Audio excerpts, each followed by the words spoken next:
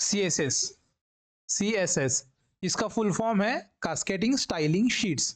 Basically ये भी एक वेब डेवलपमेंट लैंग्वेज है, बट स्पेसिफिकली इसका इस्तेमाल स्टाइलिंग के लिए करते हैं हम लोग। एग्जांपल पकड़ो, ये तुम्हारा वेब पेज है, यहाँ पर तुम्हारा लोगो है, यहाँ पर कुछ मेनू बार है, यहाँ पर एक लॉगिन वाला बटन है, यहाँ पर कुछ टेक्स्ट है, यहाँ पर एक इमेज है और इसके नीचे तुम्हारा फुटर सेक्शन है। तो CSS की मदद से तुम क्या क्या कर सकते हो बताता हूँ। ये पूरे वेब पेज को तुम स्टाइलिंग प्रोवाइड कर सकते हो। स्टाइलिंग प्रोवाइड मतलब क्या, तुम्हारा ये जो लोगो है वो सर्कल होगा या फिर रेक्टेंगल में होगा, उसके बैकग्राउंड में कौन सा कलर होगा, इसके बॉर्डर जो होंगे वो शार्प होंगे या फिर कर्व होंगे, उसके पीछे कौन सी बॉर्डर आएगी, ये जो टेक्स्ट है उनका फॉन्ट कौन सा होगा, उनकी साइज कितनी होगी, क्लिक करने के बाद उनके ऊपर कौन सा एनिमेशन आएगा, यहाँ पर इमेज कौन सी होगी, उसके बैकग्राउंड में शैडो कितनी होगी, कौन से कलर की शैडो होगी, ये हमारा फुटर सेक्शन है, इसके पीछे बैकग्राउंड कौन सा होगा, उसके ऊपर जो टेक्स्ट है उनका कलर कौन सा होगा। ये सब चीज़ें हम CSS की मदद से डिसाइड करते हैं। तो वेलकम दोस्तों, स्वागत है आप सभी का CSS के फुल क्रैश कोर्स में। यूट्यूब पर तुमने देखा होगा तो CSS के ऊपर बहुत सारे क्रैश कोर्स है, पर उनमें और हम में डिफरेंस क्या है वो बताता हूँ। चलो, उसके लिए तुम्हें पहला मेरा सिलेबस चेकआउट करना पड़ेगा। तो चलो यहाँ पर देखो, ये है मेरा पूरा CSS का सिलेबस। ये सब चीजें आज मैं तुम्हें सिखाने वाला हूँ एक एक करके। तो मैं अभी तुम्हें ये पूरा सिलेबस पढ़ के नहीं दिखाने वाला, तुम इस वीडियो को पॉज करके सिलेबस पढ़ सकते हो। तो चलो, वैसे तो हम लोग पहले टॉपिक की तरफ बढ़ते हैं, बेनिफिट्स टू लर्न CSS। आ जाओ। तो चलो, 3 बेनिफिट्स बताता हूँ तुम्हें। पहला बेनिफिट्स, ये CSS वीडियो देख के तुम खुद का HTML और CSS की मदद से एक पोर्टफोलियो पेज बना सकते हो। ठीक है। दूसरा, मेरे HTML और CSS की वीडियो तुम देखोगे, उसके बाद तो जावास्क्रिप्ट ऑब्वियसली कंप्लीट करना पड़ेगा, पर उसके बाद तुम्हें इंटरव्यू क्वेश्चन में कौन सा भी क्वेश्चन CSS के ऊपर होने दो, वो तुम डेफिनेटली क्रैक कर पाओगे। और उसके बाद मैं तुम्हें उस लेवल पर मास्टरी करवाऊंगा CSS में कि तुम किसी और स्टूडेंट को भी CSS सिखा सकते हो, और कभी कभी ज़रूरत पड़ी तो तुम्हारे सीनियर्स को भी, और कभी कभी ज़रूरत पड़ी तो तुम्हारे जूनियर्स को भी, या फिर तुम किसी और को भी CSS सिखा सकते हो एज अ टीचर। बहुत कुछ हो सकता है। तो चलो आगे बढ़ते हैं हमारा सेकेंड टॉपिक की तरफ। तो यार, हमारा नेक्स्ट टॉपिक है व्हाट इज CSS। जैसे ही मैंने तुम्हें बता के रखा है CSS क्या है। CSS एक वेब डेवलपमेंट के लिए यूज होने वाली लैंग्वेज है, जिसका इस्तेमाल स्पेसिफिकली स्टाइलिंग के लिए होता है, जिसकी मदद से तुम अपने वेबसाइट में किसी भी कंपोनेंट की जगह, प्लेस, स्टाइल और बहुत सारे पैरामीटर्स डिसाइड कर सकते हो। और ये जो लैंग्वेज है वो बेसिकली बनी ही इसलिए है कि तुम्हारे वेबसाइट को स्टाइल प्रोवाइड कर सके। और एक चीज, CSS का फुल फॉर्म है cascading styling sheet. Cascading styling sheets, ऐसे क्वेश्चन कभी कभी इंटरव्यू में पूछे जाते हैं, इसलिए याद रखना। ठीक है। तो फिर चलो अभी आगे की तरफ बढ़ेंगे, और हमारा नेक्स्ट टॉपिक है how to link CSS with HTML। तो फिर चलो, अभी हमारा नेक्स्ट टॉपिक है how to link CSS with HTML और वाइस वर्सा। तो इसमें हम देखेंगे CSS को HTML के साथ कैसे लिंक कर सकते हैं, और HTML को CSS के साथ कैसे लिंक कर सकते हैं। तो चलो, तो इसके लिए तुम्हें क्या करना पड़ेगा सबसे पहले तो सबसे पहले तुम्हें CSS की फाइल क्रिएट करनी पड़ेगी। उसके लिए मैं आ जाता हूँ यहाँ पर न्यू फाइल के ऊपर, यहाँ पर क्लिक करता हूँ, और यहाँ पर सबसे पहले मैं मेरे फाइल को नाम दूंगा स्टाइल, और उसके बाद लिखूंगा .css। .css मतलब ये CSS की फाइल है। तो यहाँ पर देखो, style.css इस नाम से मेरी CSS की फाइल रेडी हो चुकी है। तो चलो अभी इसे मैं HTML के साथ लिंक करता हूँ। तो यहाँ पर देखो, यहाँ पर मेरा HTML का बॉयलर प्लेट कोड है। एक चीज हमेशा ध्यान रखना, यहाँ पर HTML के साथ कोई भी फाइल तुम्हें HTML के साथ लिंक करनी होगी, उसको हेड टैग के अंदर ही लिंक करते हैं। मतलब तुम तुम्हारी CSS की फाइल को या फिर जावास्क्रिप्ट की कौन सी भी फाइल होने दो, उसे तुम कहीं पर भी ऐसा यहाँ पर लगे तुम्हें, यहाँ पर बॉडी टैग के अंदर, या फिर यह इसके बाद यहाँ पर, या फिर इसके आगे, ऐसे कहाँ पर भी तुम लिंक नहीं कर सकते। उसका एक स्टैंडर्ड फॉर्मेट होता है, और स्टैंडर्ड फॉर्मेट क्या होता है कि तुम्हें हेड टैग के अंदर ही तुम्हें अपनी CSS फाइल को लिंक करना पड़ेगा। तो चलो अभी देखते हैं वो कैसे करेंगे। तो अभी मैं क्या करूँगा, यहाँ पर मैंने थोड़ा सा जूम कर लिया है, यहाँ पर मैं लिंक टैग का इस्तेमाल करूँगा। तो यहाँ पर देखो, जैसे मैं लिंक टैग का इस्तेमाल करके इंटर प्रेस करता हूँ, तो ये देखो यहाँ पर ऐसा कुछ आया है, लिंक REL मतलब रिलेवेंस स्टाइल शीट, इसका नाम दे दिया है। और उसके बाद यहाँ पर देखो ये HREF है, इसके अंदर यहाँ पर हमें हमारे CSS फाइल को, तो अभी मेरी HTML फाइल और CSS फाइल मेरे सेम फोल्डर के अंदर है, तो यहाँ पर मैं डायरेक्ट लिखूंगा style.css और इंटर प्रेस करूंगा। तो ठीक है, अभी मेरी HTML की फाइल CSS के साथ लिंक हो चुकी है। तो चलो अभी बढ़ते हैं अपने नेक्स्ट टॉपिक की तरफ। तो हमारा नेक्स्ट टॉपिक है how to write basic syntax in CSS। तो यहाँ पर देखो थियरी के अंदर मैं तुम लोगों को बता भी दूंगा कि CSS के सिंटैक्स कैसे लिखते हैं, पर तुम लोगों में से बहुत सारे लोगों को वो चीज़ समझ में नहीं आएगी। जब तक मैं प्रैक्टिकल नहीं दिखाऊंगा तब तक तुम्हें समझ में नहीं आएगी। और तुम में से कई लोगों को समझ में आ भी गई तो वेल एंड गुड, और जिन लोगों को ये सिंटैक्स समझ में नहीं आया उन लोगों के लिए मैं प्रैक्टिकल भी दिखाने वाला हूँ थ्योरी के बाद। और उस प्रैक्टिकल के बाद मैं 101% श्योरिटी के साथ कह सकता हूँ कि तुम्हें CSS का सिंटैक्स समझ में आ जाएगा। तो चलो शुरू करते हैं। तो एग्जाम्पल पकड़ो, हमने HTML में एक हमारा हेडर टैग बनाया है, उसके अंदर हमने लिखा है हाई।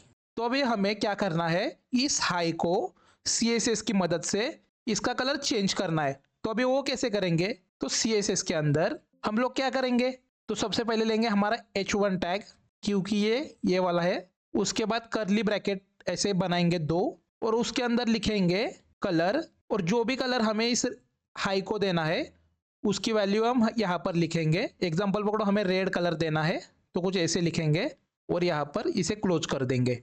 अभी मुझे पता नहीं आपको कितना समझ में आया, पर अभी यहाँ पर देखो ये जो H1 है इसे हम कहते हैं सिलेक्टर। इसके मदद से हमारे वेबसाइट को समझ में आता है कि इस H1 के अंदर जो टेक्स्ट है उसका कलर हमें चेंज करना है, और वो कौन सा देना है, वो देना है हमें रेड। ये जो चीज़ है कलर, इसको हम कहते हैं प्रॉपर्टी, और ये जो कलर दिया है हमने इसको हम कहते हैं वैल्यू। तो देखो अभी मुझे पता नहीं तुम लोगों को कितना समझ में आया है थ्योरी पार्ट, पर कोई नहीं, चलो अभी मैं तुम्हें एग्जांपल बताता हूँ। तो ये है हमारी HTML फाइल, और साइड में मैं अपनी CSS वाली फाइल भी खोल लेता हूँ। तो लेट्स गो, चालू करते हैं। तो यहाँ पर देखो सबसे पहले बॉडी टैग के अंदर मैं क्या करूँगा, मैं एक H1 टैग लूँगा, उसके अंदर लिखूँगा दिस इज CSS वीडियो। तो चलो अभी हम इसका आउटपुट देखेंगे। तो ये देखो ये रहा हमारा output, this is a CSS video. ठीक है, लेट्स गो। तो अभी हमें क्या करना है, इसका जो टेक्स्ट है जो ब्लैक कलर में है उसे हमें रेड में कन्वर्ट करना है। तो चलो, तो सबसे पहले हम क्या करेंगे, हमारा सिलेक्टर का इस्तेमाल करेंगे जो है हमारा H1। उसके बाद हम लोग कर्ली ब्रैकेट लगाएंगे और उसके अंदर लिखेंगे कलर, और कौन सा कलर हमें देना है। एग्जांपल पकड़ो, हमें यहाँ पर रेड कलर देना है, तो यहाँ पर रेड लिखूंगा, यहाँ पर मुझे सजेस्ट भी हो रहा है, और इंटर प्रेस करूंगा। तो अभी यहाँ पर देखो हमारी वेबसाइट में हमारे टेक्स्ट का कलर चेंज हो चुका है। तो आई होप आपको समझ में आ चुका होगा कि सिलेक्टर और प्रॉपर्टी और वैल्यू की मदद से कैसे स्टाइल में चेंजेस करते हैं। तो चलो अभी आगे की तरफ बढ़ेंगे। तो चलो अभी बढ़ते हैं अपने नेक्स्ट टॉपिक की तरफ, how to use different selector in CSS, जिसमें हम देखने वाले हैं universal selector, element selector, ID selector और क्लास सिलेक्टर। तो चलो अभी थ्योरी पार्ट। तो अभी ये 4 चीजें क्या होती है वो तुम्हें बताता हूँ।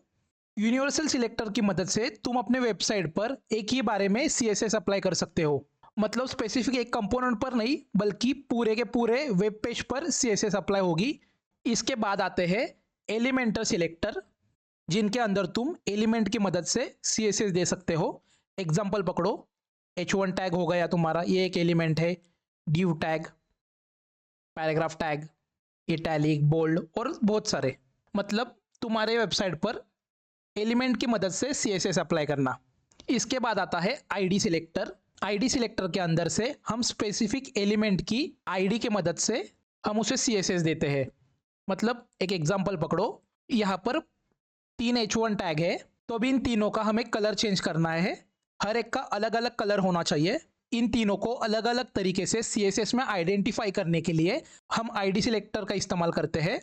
और जैसे ID सिलेक्टर होता है वैसे same to same class selector होता है, सिर्फ सिंटैक्स में थोड़ा बहुत चेंज होता है, बाकी कुछ नहीं। तो यूनिवर्सल सिलेक्टर का सिंटैक्स है स्टार, और उसके बाद कर्ली ब्रैकेट के अंदर तुम कुछ भी प्रॉपर्टी लिख सकते हो। इसके बाद एलिमेंटल सिलेक्टर का सिंटैक्स है, जो तुम्हारा एलिमेंट का नाम होगा। एग्जाम्पल पकड़ो, H1, div, p, ऐसे बहुत सारे। और इसके बाद करली ब्रैकेट। आईडी सिलेक्टर का सिंटैक्स है हैश और जो भी तुम्हारे आईडी का नाम होगा वो, और उसके बाद करली ब्रैकेट। क्लास सिलेक्टर का सिंटैक्स है डॉट, उसके बाद क्लास का नेम और करली ब्रैकेट। तो चलो अभी प्रैक्टिकल वे में देखते हैं। देखो यहाँ पर यूनिवर्सल सिलेक्टर की अपने अंदर कुछ अलग ही कहानी है। इसका इस्तेमाल कैसे करते हैं वो मैं तुम्हें प्रोजेक्ट के टाइम पे बताऊंगा। तो सबसे पहले हम देखेंगे, तो अभी हम देखेंगे एलिमेंट सिलेक्टर को। तो यहाँ पर देखो मैं बॉडी टैग के अंदर एक एलिमेंट लूंगा जिसका नाम है H1। इसके अंदर लिखूंगा high this is selector tutorial. ठीक है, तो अभी देखो एलिमेंटल आईडी का इस्तेमाल करूंगा। तो यहाँ पर हमारा एलिमेंट का नाम है H1। इसके अंदर जो भी तुम्हारे टैग का नाम होता है वही तुम्हारे सिलेक्टर का नाम होता है। मतलब टैग को इस्तेमाल करके तुम CSS में स्टाइलिंग लिख सकते हो। आई होप आपको समझ में आ चुका होगा। तो चलो अभी आगे बढ़ते हैं। इसके बाद मैं करली ब्रैकेट लिखूंगा। इसके बाद कलर प्रॉपर्टी इस्तेमाल करूंगा यहाँ पर और इसका कलर दूंगा एक्वा। तो अभी देखो यहाँ पर मुझे पता नहीं आपको कितना दिख रहा होगा, पर हमारे टेक्स्ट का कलर चेंज हो चुका है। तो ये हो गया हमारा एलिमेंटल सिलेक्टर। तो चलो आगे बढ़ते हैं अभी। इसके बाद हम देखेंगे आईडी सिलेक्टर। तो अभी इसका इस्तेमाल कैसे होता है वो मैं तुम्हें बताता हूँ। तो यहाँ पर देखो हमारे पास 3 H1 टैग है, उनके अंदर का टेक्स्ट भी सेम है। तो चलो मैं तुम्हें अभी आउटपुट दिखाता हूँ। यहाँ पर देखो, तो अभी मुझे क्या करना है, स्पेसिफिकली ये जो मिडल वाला जो टेक्स्ट है इसका फॉन्ट का कलर चेंज करना है। तो अभी वो कैसे करेंगे, इन तीनों का तो एलिमेंट सेम ही है। एक एलिमेंट पर CSS अप्लाई करूंगा तो तीनों के तीनों एलिमेंट पर अप्लाई हो जाएगा। तो यहाँ पर देखो मैं सेम करके दिखाता हूँ एक बार। H1, इसके अंदर कलर, इसके अंदर मैं लिखूंगा एक्वा। ये देखो एलिमेंट की मदद से स्टाइल देने गया मैं, यहाँ पर तीनों टेक्स्ट का कलर सेम ही हो गया। तो अभी ये जो बीच में जो टेक्स्ट है इसका कलर हमें चेंज करना है सिर्फ। तो वो कैसे करेंगे स्पेसिफिकली, तो उसके लिए हम इस्तेमाल करते हैं आईडी का। तो यहाँ पर टैग के अंदर तुम्हें आना है, यहाँ पर एक स्पेस देनी है, उसके बाद यहाँ पर लिखना है आईडी और आईडी को हम नाम देंगे कलर। ठीक है, चलो अभी मैं क्या करूंगा, यहाँ पर देखो हमारे वेबसाइट पर तीनों टेक्स्ट का कलर सेम हो चुका है। तो यहाँ पर देखो इस आईडी की मदद से ये जो बीच में जो टेक्स्ट है मैं उसका कलर चेंज करने वाला हूँ। वो कैसे करते हैं चलो दिखाता हूँ। तो यहाँ पर तुम्हें लिखना है हैश, उसके बाद लिखना है आईडी का नेम जो है कलर, और उसके बाद कलर प्रॉपर्टी का इस्तेमाल करूंगा मैं और यहाँ पर रेड लिखूंगा। और एक चीज, ये जो आईडी का नाम लिखा है मैंने वो तुम कुछ भी लिख सकते हो, नाना, नानी, चाचा, जो तुम्हें पसंद आता है वो लिख सकते हो। तो चलो अभी देखते हैं आउटपुट में क्या आता है। तो यहाँ पर देखो ये जो बीच में टेक्स्ट था उसका कलर चेंज हो चुका है। तो चलो अभी आगे बढ़ते हैं। तो हमारा नेक्स्ट टॉपिक है क्लास सिलेक्टर। तो चलो इसको कैसे इस्तेमाल करते हैं वो देखेंगे। तो क्लास सिलेक्टर को इस्तेमाल करने के लिए तुम्हें तुम्हारे टैग के अंदर क्लास लिखना पड़ेगा और उसके अंदर क्लास को एक नेम देना पड़ेगा। तो यहां पर मैं क्लास को नेम दूंगा माई क्लास। ये नेम जो है वो तुम कुछ भी रख सकते हो, तुम्हारे ऊपर डिपेंड है, पूरा का पूरा कुछ भी लिखो। और अभी सिलेक्टर को कैसे इस्तेमाल करते हैं वो बताता हूं मैं तुम्हें। तो CSS के अंदर डॉट लिखो और उसके बाद उस क्लास का नाम लिखो। हमारे केस में है उसका नाम माई क्लास। और स्पेलिंग बराबर लिखना, स्पेलिंग गलत हो गया तो CSS अप्लाई नहीं होगी। तो यहाँ पर मैं कलर लिखूंगा जो है हमारा येलो। ठीक है, तो चलो अभी देखते हैं आउटपुट क्या आता है। यहाँ पर देखो जो आउटपुट है वो चेंज हो चुका है। तो आई होप आपको समझ में आ चुका होगा कि इन तीनों सिलेक्टर की मदद से CSS में तुम्हारे कंपोनेंट को कैसे एक्सेस करते हैं। तो चलो अभी आगे की तरफ बढ़ेंगे। तो फिर चलो बढ़ते हैं अभी अपने नेक्स्ट टॉपिक की तरफ जो है different types to use CSS with HTML, standard styling और इनलाइन स्टाइलिंग। तो स्टैंडर्ड स्टाइलिंग के अंदर क्या आता है, HTML का कोड अलग फाइल में और CSS का कोड अलग फाइल में, पर ये दोनों इंटरलिंक है एक दूसरे से। इस टाइप को हम कहते हैं स्टैंडर्ड स्टाइलिंग। और उसके बाद आती है इनलाइन स्टाइलिंग। तो चलो अभी जानते हैं इनलाइन स्टाइलिंग के बारे में। इनलाइन स्टाइलिंग के अंदर क्या होता है, जो हमारे HTML कोड है उसके अंदर ही हम स्टाइल टैग का इस्तेमाल करके स्टाइलिंग लिखते हैं। वो कैसे करेंगे वो अभी मैं तुम्हें बताता हूँ। चलो आ जाओ। यहाँ पर देखो एक मेरे HTML फाइल और उसके रिलेटेड CSS फाइल खुली हुई है। तो स्टैंडर्ड स्टाइलिंग तो तुम्हें पता ही है, जो हम नॉर्मली स्टाइलिंग देते हैं HTML में कोड लिख के, उसकी स्टाइलिंग जो है वो CSS से अप्लाई करेंगे, उसे हम स्टैंडर्ड स्टाइलिंग कहते हैं। वो तो तुम्हें पता है। तो चलो अभी देखेंगे इनलाइन स्टाइलिंग कैसे करते हैं। तो सबसे पहले मैं तुम्हें एक एग्जाम्पल बताता हूँ। यहाँ पर मैं एक H1 टैग लूंगा, इसके अंदर टेक्स्ट लिखूंगा दिस इज इनलाइन स्टाइलिंग। तो अभी यहाँ पर ध्यान दो, इस H1 को इनलाइन स्टाइलिंग कैसे देते हैं वो मैं तुम्हें बताने वाला हूँ। तो उसके लिए क्या करना पड़ेगा, सबसे पहले यहाँ पर आ जाओ, इस टैग के अंदर आ जाओ। यहाँ पर तुम स्टाइल टैग का इस्तेमाल कर सकते हो, STY। देखो तो यहाँ पर देखो मैंने स्टाइल टैग का इस्तेमाल किया है। अब मैं इसे कलर दूंगा, तो मैं कलर प्रॉपर्टी का इस्तेमाल करूंगा और कलर में दूंगा पिंक। ठीक है, चलो अभी तुम्हें मैं इसका आउटपुट दिखाता हूँ। तो यहाँ पर देखो इनलाइन स्टाइलिंग अप्लाई हो चुकी है। तो अभी यहाँ पर देखो और एक चीज, अभी यहाँ पर मैंने इनलाइन स्टाइलिंग के अंदर टेक्स्ट का कलर जो है वो मैंने पिंक रखा है। अभी यहाँ पर मैं स्टाइल टैग के अंदर आ जाऊंगा और यहाँ से भी इसके टेक्स्ट का कलर है वो चेंज करने का ट्राई करूंगा। तो देखते हैं हमारा HTML कौन से स्टाइलिंग को प्रेफर ज़्यादा देता है। तो यहाँ पर देखो मैं कलर दूंगा यहाँ पर रेड। यहाँ पर देखो मैंने कलर पिंक दिया है और यहाँ पर देखो मैंने कलर रेड दिया है। अभी हमारा HTML कौन से वाले कलर प्रॉपर्टी को ज़्यादा प्रेफरेंस देता है वो देखेंगे। तो अभी चलो आउटपुट देखेंगे। तो फिर यहाँ पर देखो हमारा वैसे का वैसा पिंक कलर है, क्योंकि हमारे HTML ने हमारे स्टाइल टैग को ज़्यादा प्रेफरेंस दिया है, ना कि हमारे CSS फाइल को। तो आई होप आपको समझ में आ चुका होगा कि किस किस तरह से हम अपने कंपोनेंट को स्टाइलिंग दे सकते हैं। तो चलो अभी आगे की तरफ बढ़ेंगे। तो फिर यार चलो बढ़ते हैं अभी अपने नेक्स्ट टॉपिक की तरफ, जो है डिफरेंट प्रॉपर्टी ऑफ CSS। तो यहाँ से अपनी मेन जो CSS है वो शुरू होने वाली है। तो फिर चलो अभी बढ़ते हैं अपने पहले प्रॉपर्टी की तरफ, जो है हमारी टेक्स्ट प्रॉपर्टी, और उसके अंदर कई डिफरेंट प्रॉपर्टी आती है। तो फिर चलो अभी इन सभी प्रॉपर्टियों को एक एक करके देखते हैं। तो फिर चलो मैं आ चुका हूँ अपने HTML और CSS पेज की तरफ। तो सबसे पहले मैं यहाँ क्या करूँगा, यहाँ पर मैं एक H1 टैग लूंगा, उसके अंदर लिखूंगा दिस इज प्रॉपर्टी वीडियो। चलो आगे की तरफ बढ़ेंगे। अभी मैं इस H1 टैग की मदद से इसे स्टाइलिंग दूंगा। तो चलो अभी हम अपने पहले प्रॉपर्टी की तरफ बढ़ते हैं, जो है हमारी टेक्स्ट अलाइनमेंट। तो यहाँ पर मैं लिखूंगा टेक्स्ट, और यहाँ पर टेक्स्ट की बहुत सारी प्रॉपर्टी आ चुकी है। तो हम सबसे पहले चूज करेंगे टेक्स्ट अलाइनमेंट को, और इसके अंदर मुझे एक वैल्यू पेयर देनी है। अभी देखो टेक्स्ट अलाइन के अंदर क्या क्या आता है, centre, and, justify, left, right. तो सबसे पहले मैं क्या करूंगा, यहाँ पर सेंटर लिखूंगा। तो चलो अभी लाइव देखते हैं। तो यहाँ पर देखो हमारे इस पेज पर जो टेक्स्ट था वो सेंटर में आ चुका है। तो चलो मैं तुम्हें बताता हूँ एक काम कैसे करता है। तो इस H1 टैग की मदद से हमने इसे स्टाइलिंग दे दी है।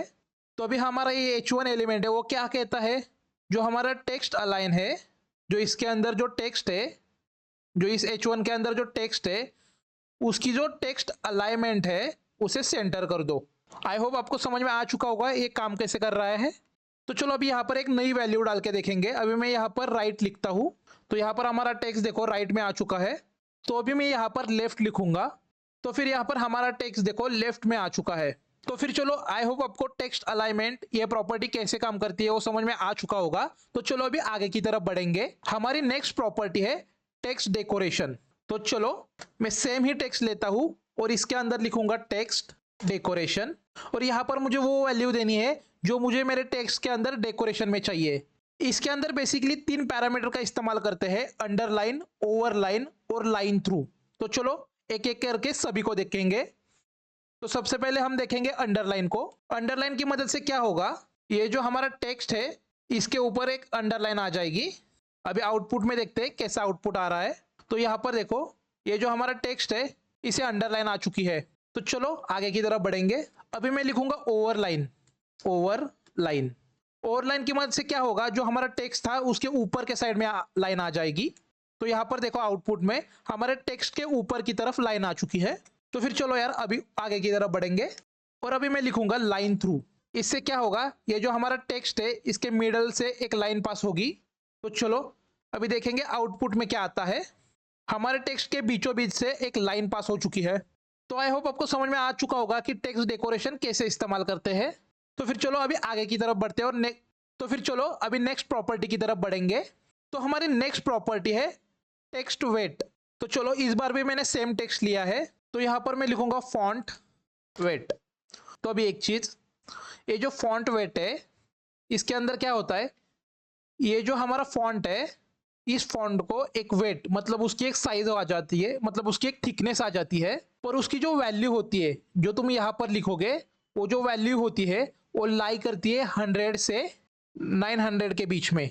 जो ये 100 वाली वैल्यू होगी वो एकदम थिन टेक्स्ट को प्रोड्यूस करेगी, और ये जो 900 वाली वैल्यू होगी सबसे पीक वाली वैल्यू वो एकदम थिक टेक्स्ट को प्रोड्यूस करेगी। तो चलो देखते हैं आउटपुट में क्या होता है।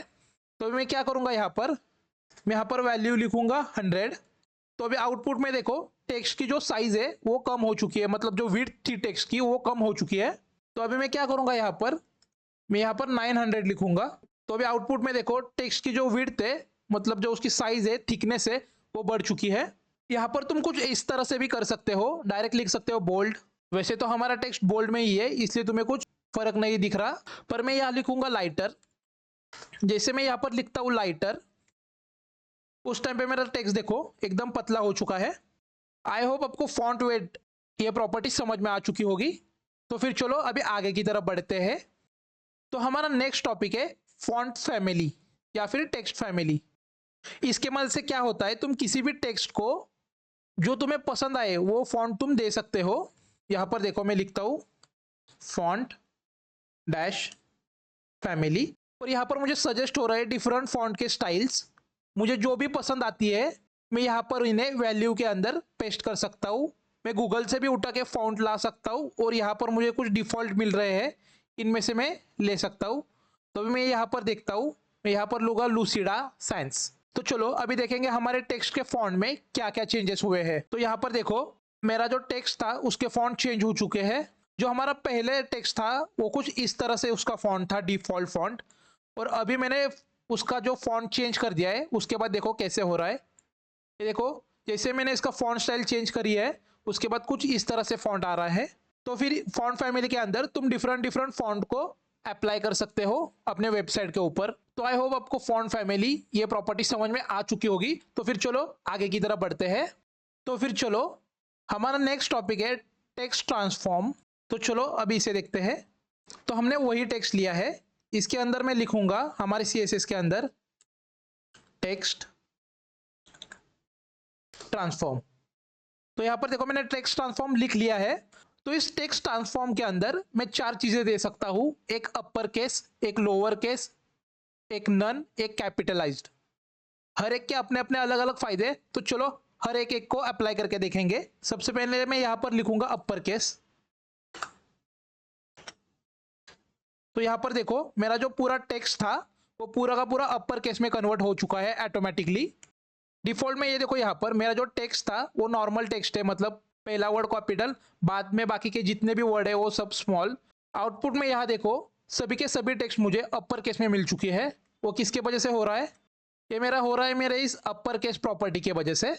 तो आई होप आपको समझ में आ चुकी होगी अपर केस प्रॉपर्टी। तो चलो आगे की तरफ बढ़ेंगे।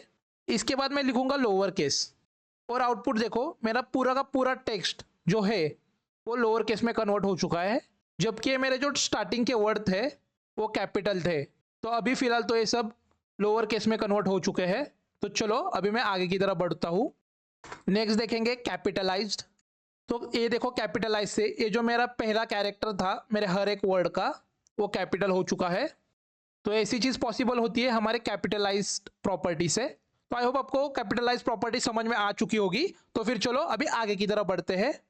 लास्ट हमारी प्रॉपर्टी है टेक्स्ट ट्रांसफॉर्म नॉन।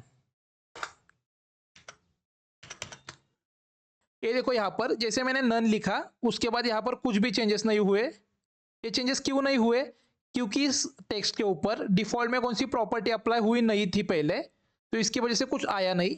एग्जाम्पल पकड़ो, डिफॉल्ट के अंदर इस टेक्स्ट के ऊपर एक अंडरलाइन होती, तो अभी हमने जो नन प्रॉपर्टी इस्तेमाल की है उसकी वजह से ये अंडरलाइन हट जाती। तो चलो इसका एग्जांपल मैं तुम्हें आगे आने वाले प्रोजेक्ट में दूंगा। तो फिर यहाँ पर देखो हमारे टेक्स्ट की जो प्रॉपर्टीज थी वो ऑलमोस्ट सब कुछ कंप्लीट हो चुकी है। आई होप आपको समझ में आ चुकी होगी। और इनके अलावा भी टेक्स्ट के ऊपर बहुत सारी प्रॉपर्टीज है, पर ये जो मैंने अभी तुम्हें बताई है वो इंपॉर्टेंट प्रॉपर्टीज है जो तुम्हें मालूम होनी चाहिए। मतलब वो एग्जैक्टली काम कैसे करती है वो तो तुम्हें मालूम होना ही चाहिए। तो आई होप आपको टेक्स्ट प्रॉपर्टी इसके पूरे के पूरे कंसेप्ट है वो समझ में आ चुकी होगी। तो चलो अभी बढ़ते हैं अपने नेक्स्ट प्रॉपर्टी की तरफ। तो फिर चलो अभी नेक्स्ट टॉपिक की तरफ बढ़ते हैं। तो हमारा नेक्स्ट टॉपिक है डिफरेंट यूनिट्स ऑफ सीएसएस, जिसमें आता है पिक्सल, रैम, ईएम और परसेंटेज। इसका एक एग्जांपल मैं तुम्हें बताता हूँ। सीएसएस में तुम्हें एक कंपोनेंट को एग्जांपल पकड़ो हाइट देनी है, तो फिर वो तुम 100 पिक्सल या फिर रैम या फिर ईएम और परसेंटेज इन 4 अलग अलग डिफरेंट यूनिट्स में दे सकते हो। एक चीज इंटरव्यू के लिए ध्यान में रखना, 96 पिक्सल इक्वल टू 1 इंच। तो आई होप सीएसएस में कौन से यूनिट होते हैं वो आपको पता चल चुका होगा। तो जैसे ही हम आगे बढ़ेंगे वैसे ही मैं तुम्हें अलग अलग यूनिट्स का यूज करके दिखाऊंगा कि वो कैसे काम करती है। को ये समझ में आ चुका होगा कि कितने यूनिट्स होते हैं सीएसएस में स्टाइलिंग के लिए। तो चलो अभी आगे बढ़ते हैं।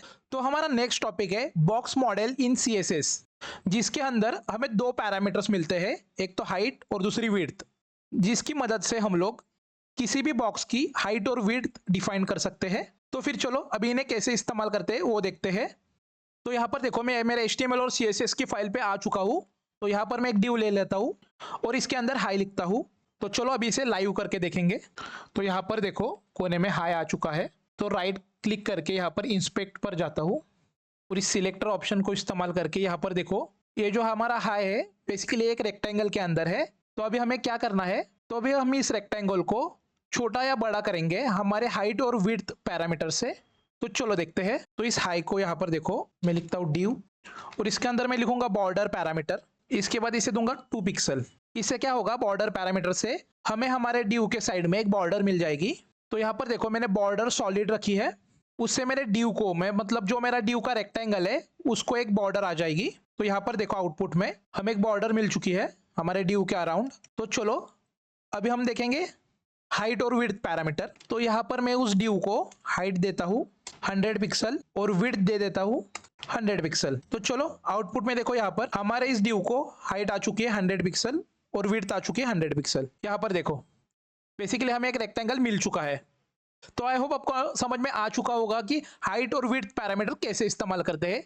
बेसिकली हाइट और विड्थ पैरामीटर से तुम्हारे किसी भी div को या फिर तुम्हारे कौन से भी कंपोनेंट को तुम हाइट और विड्थ दोनों भी प्रोवाइड कर सकते हो।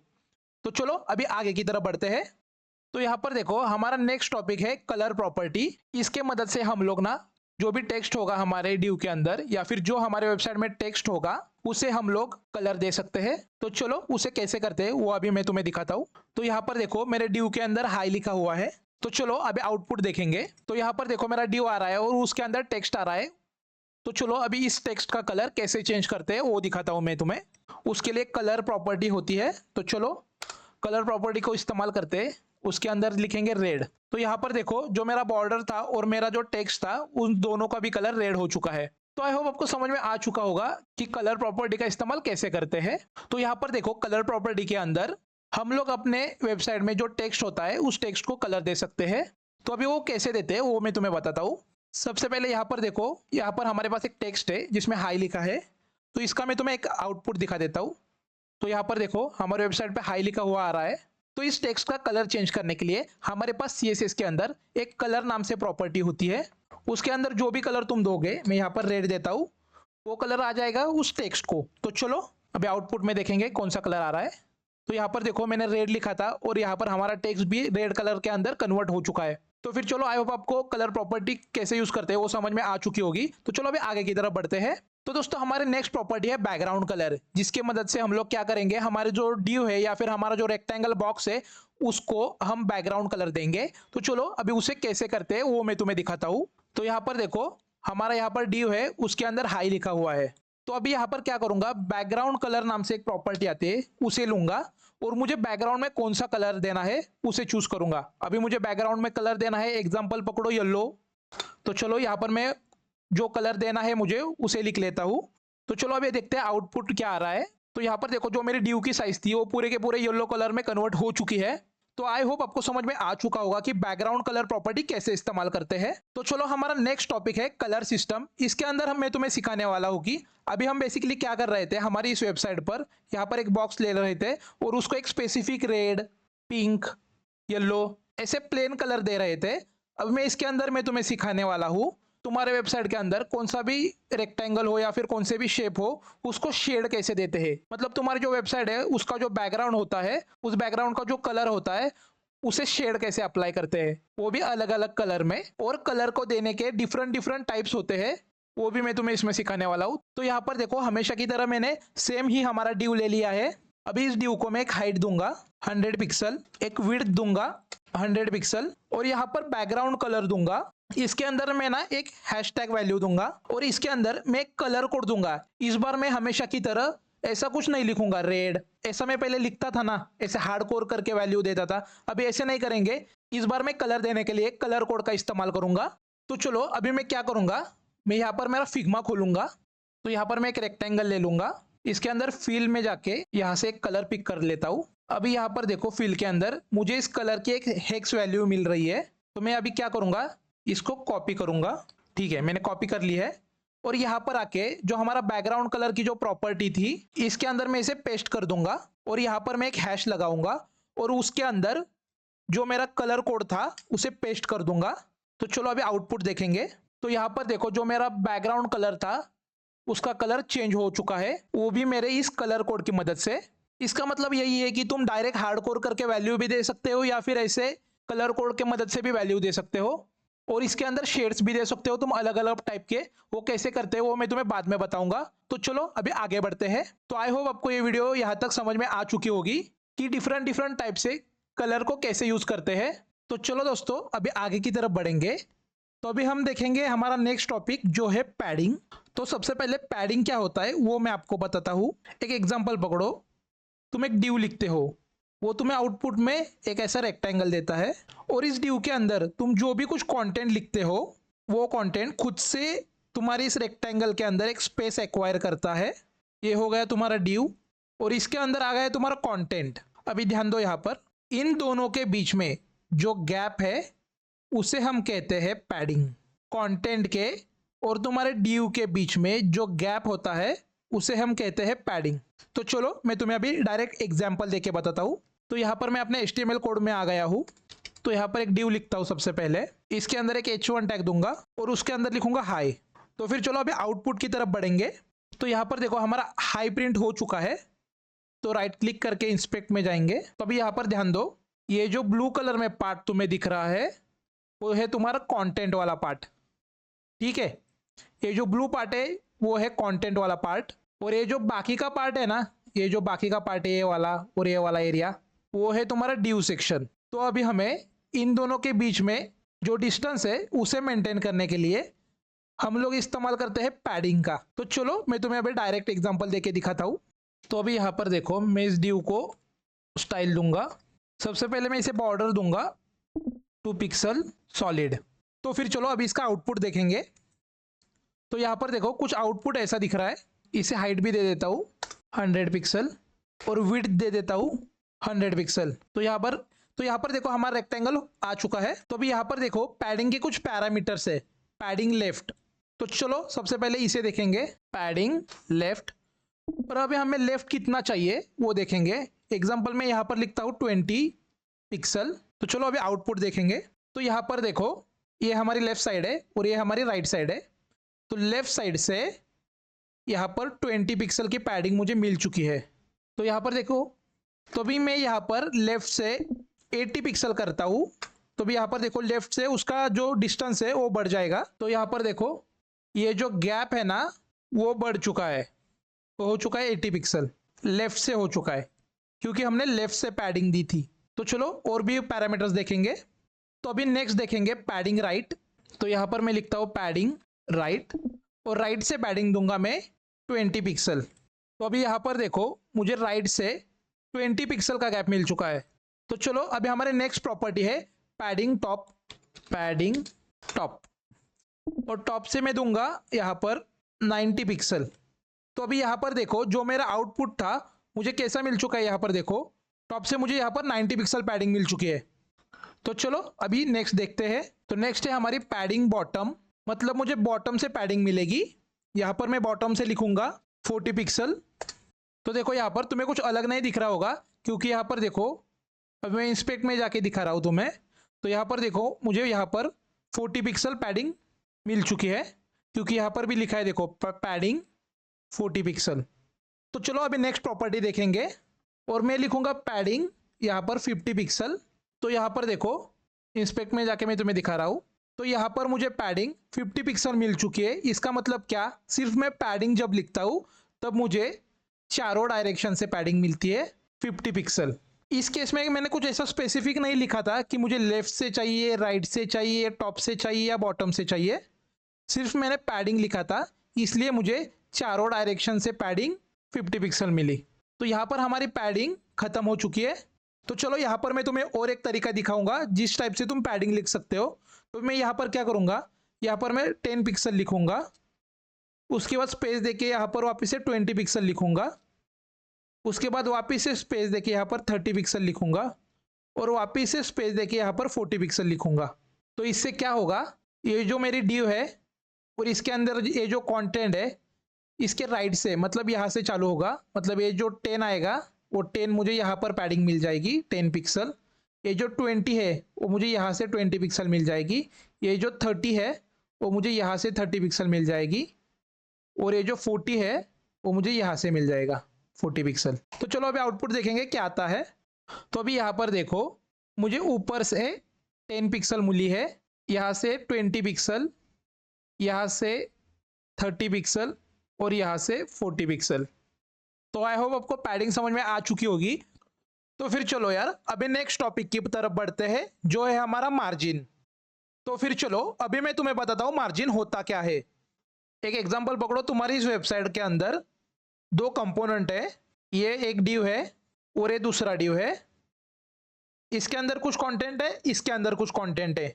अभी ध्यान से सुनो, ये वाले ड्यू से ये वाले ड्यू तक जो डिस्टेंस होता है उसे हम कहते हैं मार्जिन। तो फिर चलो अभी उसे कैसे इस्तेमाल करते हैं CSS की मदद से वो देखते हैं। तो यहाँ मैं मेरे HTML के अंदर एक ड्यू ले लेता हूँ, और यहाँ पर एक BR टैग लिखूंगा स्पेसिंग के लिए, और उसके बाद और एक ड्यू ले लेता हूँ। तो अभी यहाँ पर CSS के अंदर उस ड्यू को थोड़ी सी स्टाइलिंग देंगे। तो सबसे पहले मैं उसकी हाइट दे देता हूँ 100 पिक्सल, विड्थ दे देता हूँ 100 पिक्सल, बॉर्डर अभी देखो मैं कैसे देता हूँ 2 पिक्सल सॉलिड। ठीक है, तो चलो अभी आउटपुट देखेंगे क्या आ रहा है। तो यहाँ पर देखो मुझे दो बॉक्सेस मिल चुके हैं। तो चलो अभी मैं क्या करूँगा, अपने पहले प्रॉपर्टी का इस्तेमाल करूँगा, जो है हमारी मार्जिन ऑन राइट। तो चलो यहाँ पर मैं लिखता हूँ मार्जिन राइट। राइट से कितना मुझे मार्जिन चाहिए, एक एग्जांपल पकड़ो, मुझे चाहिए 40 पिक्सल। तो अभी मैं क्या करूँगा, यहाँ पे इंस्पेक्ट में जाऊँगा, और यहाँ पर देखो यहाँ पर हमें मार्जिन दिखा रहा है। इसकी जो मार्जिन है वो हमें 40 पिक्सल मिल रही है। अभी इस ड्यू के अंदर मुझे यहाँ से यहाँ पर 40 पिक्सल की मार्जिन मिली है। यहाँ पर लिखा भी है देखो मार्जिन, ये वाली जो होती है वो हमारी होती है टॉप, ये जो होती है वो राइट, ये वाला जो होता है वो बॉटम, और ये वाला जो होता है वो लेफ्ट। तो यहाँ पर देखो जो राइट साइड है वहाँ से यहाँ पर देखो मैंने राइट साइड की मार्जिन दी थी, तो यहाँ पर ये राइट साइड वाला है, तो यहाँ पर देखो मुझे राइट साइड से 40 पिक्सल मार्जिन मिल चुकी है। तो आई होप आपको समझ में आ चुका होगा कि मार्जिन एग्जैक्टली कैसे काम करती है। तो चलो और भी तुम्हें एग्जांपल बताता हूँ मैं। तो अभी हम क्या करेंगे, मार्जिन राइट से देंगे, सेम ही रखेंगे 40 पिक्सल। तो आउटपुट देखते हैं क्या आता है। तो चलो अभी यहाँ पर मैं मार्जिन लेफ्ट से देता हूँ, तो लेफ्ट से हम 40 पिक्सल ही रखेंगे।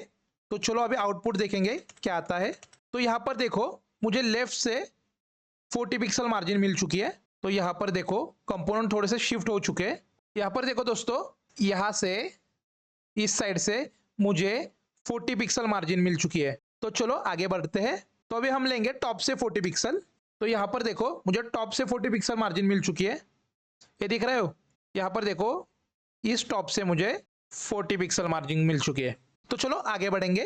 तो अभी देखेंगे नेक्स्ट बॉटम से मार्जिन, इस बार भी बॉटम से सेम लेंगे।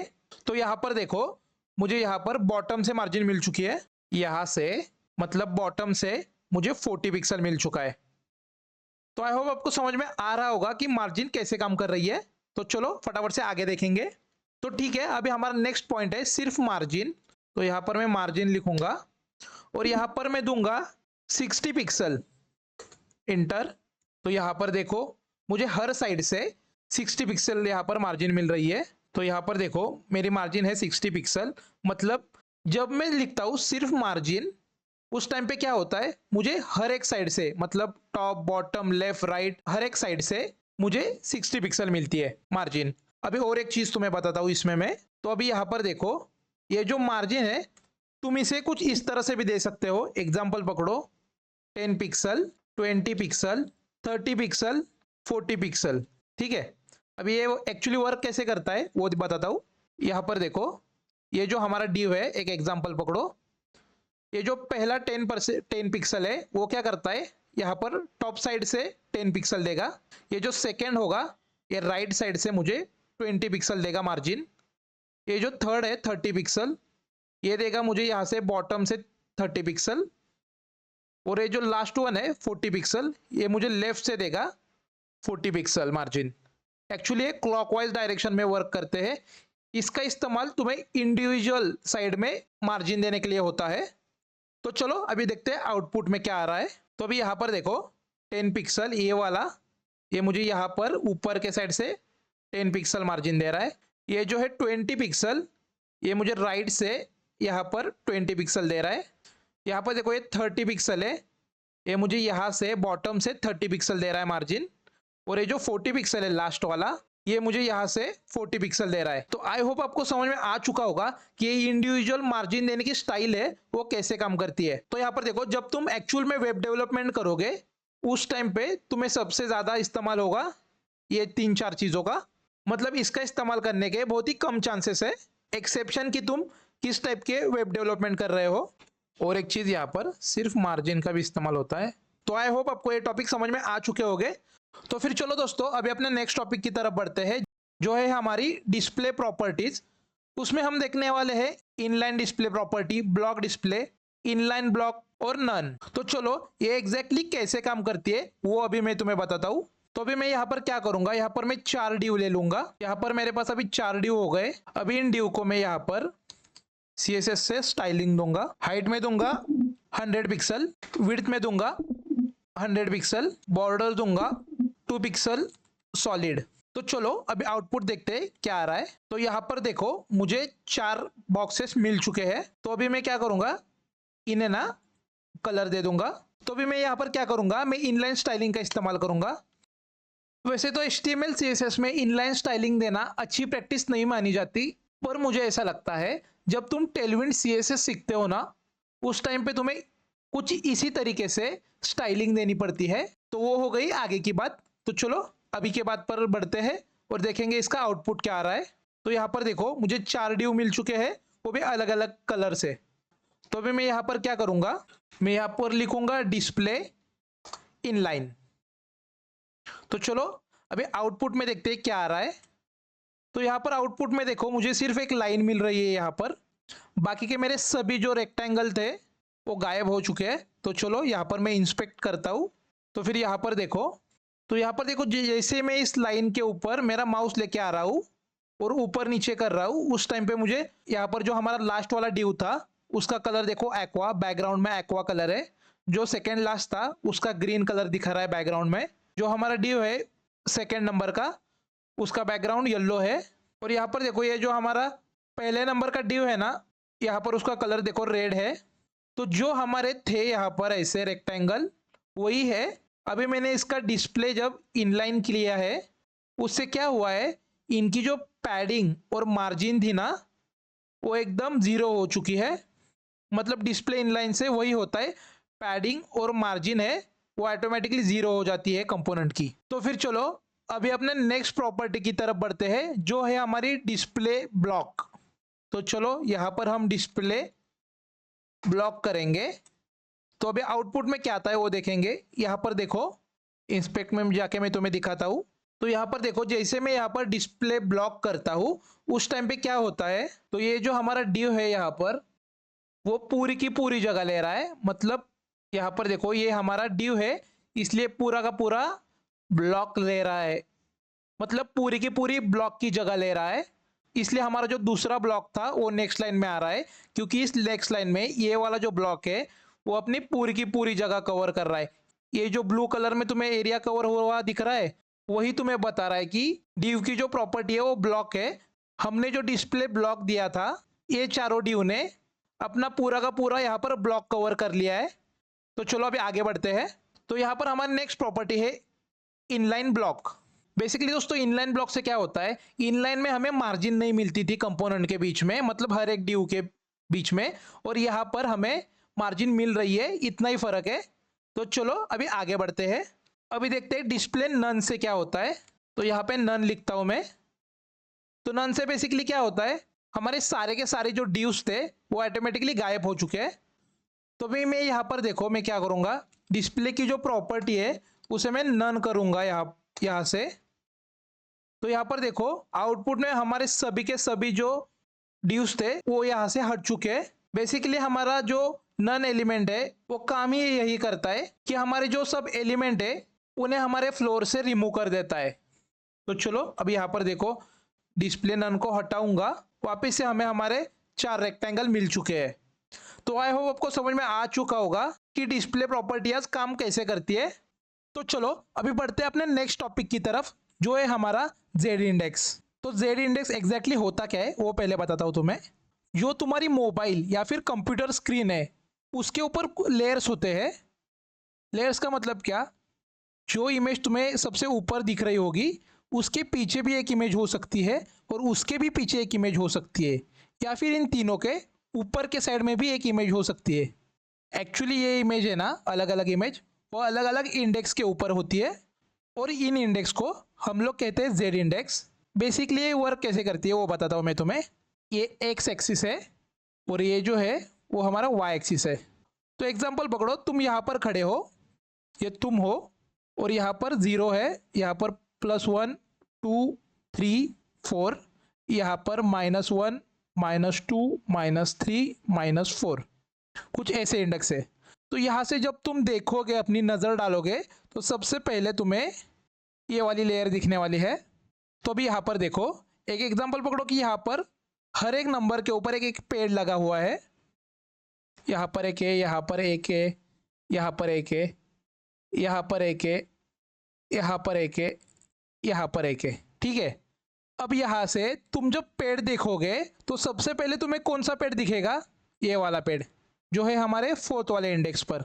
मतलब तुम्हारे लेयर में सबसे पहले जो लेयर आ रही है वो तुम्हें सबसे ऊपर शो होगी, उसके बाद तुम्हें शो होगी ये 3 नंबर वाली, उसके बाद 2 नंबर वाली, और उसके बाद बाकी के सब। अभी एग्जांपल पकड़ो, यहाँ पर पॉजिटिव नंबर पे कुछ भी नहीं है, डायरेक्ट है। यहाँ पर -1 पर एक पेड़ है। तो तुम यहाँ से जब देखोगे तो सबसे पहले तुम्हें कौन सा दिखने वाला है, -1 वाला, उसके बाद दिखेगा -2 वाला, उसके बाद दिखेगा -3 वाला। क्यों? जो -1 वाला है वो तुम्हें सबसे पहले दिखेगा क्योंकि वो इंडेक्स के ऊपर सबसे पहले है। उसके बाद क्या आता है, 2 आता है, -2। बाद में तुम्हें -2 वाली लेयर दिखेगी और बाद में बाकी के सभी। तो सेम यही कंसेप्ट हमारी काम करती है हमारे इंडेक्स के ऊपर। तो चलो अभी इन्हें कैसे यूज करते हैं वो दिखाता हूं मैं तुम्हें। तो यहाँ पर HTML के अंदर मैं एक डिव ले लेता हूँ, उसे मैं ID दूंगा M1, और उसके अंदर और एक डिव ले लेता हूँ, उसे ID दूंगा मैं M2। तो फिर यहाँ पर देखो CSS के अंदर यहाँ पर मैं उसे स्टाइलिंग दूंगा #M1, इसे मैं हाइट दूंगा 100 पिक्सल, विड्थ दूंगा 100 पिक्सल, उसके बाद मैं दूंगा बॉर्डर जो होगी 2 पिक्सल सॉलिड, उसके बाद दूंगा बैकग्राउंड कलर रेड। तो चलो अभी आउटपुट देखेंगे। अच्छा क्लास हुआ है, तो यहाँ पर एक गलती हुई है मेरे से, यहाँ पर डॉट ले लेता हूँ। तो यहाँ पर देखो मुझे एक रेक्टेंगल मिल चुका है। तो अभी M2 के लिए हम CSS लिखेंगे .M2, और यहाँ पर पेस्ट कर देता हूँ सेम ही CSS। सिर्फ इसकी जो हाइट है उसे मैं यहाँ पर 200 पिक्सल करूँगा, और जो विड्थ है उसकी उसे मैं यहाँ पर 300 पिक्सल करूँगा, और जो कलर है यहाँ पर उसे मैं येलो करूँगा। यहाँ पर मेरे पास एक डिव है, और ये जो बॉर्डर दिख रही है ना तुम्हें, ये है मेरी दूसरी डिव, ठीक है। तो चलो अभी इनके लेयर कैसे स्वैप करते हैं, मतलब ये जो येलो कलर है उसे हम बैक साइड पे लेके आएंगे और यहाँ पर ये जो रेड कलर है उसको हम फ्रंट साइड में कैसे लेके आते हैं वो दिखाता हूँ तुम्हें। सबसे पहले मैं इसे पोजीशन दूंगा रिलेटिव, उसके बाद जेड इंडेक्स यहाँ पर 1 करूँगा, और यहाँ पर हमारा जो दूसरा M2 है तो इसे मैं पोजीशन दूंगा एब्सोल्यूट, और इसे मैं पोजीशन दूंगा रिलेटिव। तो यहाँ पर देखो जो हमारा येलो कलर था जो सबसे ऊपर था मैंने उसे जेड इंडेक्स दे दिया है -1। मतलब अभी क्या होगा, ये जो हमारी नंबर लाइन है यहाँ पर तुम खड़े हो, एग्जाम्पल पकड़ो, मैंने जो तुम्हें एग्जाम्पल पकड़ा बताया था, यहाँ पर 0 एक्सिस है, जो तुम्हें येलो कलर दिख रहा था वो हमारा पहले नंबर पे था, और -1 पे था हमारा रेड कलर का रेक्टेंगल, और यहाँ पर था हमारा येलो कलर का। अभी मैंने क्या किया है, इस येलो कलर के रेक्टेंगल को मैंने जेड इंडेक्स दे दिया है -1। मतलब क्या कि ये रेक्टेंगल अभी जाएगा -1 पोजीशन पे। तो तुम्हें क्या होगा, ये जब -1 पोजीशन पे जाएगा इसके पीछे आ जाएगा, यहाँ पर रेड के पीछे ये वाला रेक्टेंगल आ जाएगा। मतलब क्या होगा, ये रेड कलर तुम्हें सामने दिखाई देगा और येलो कलर है वो पीछे दिखाई देगा। तो चलो अभी आउटपुट देखेंगे।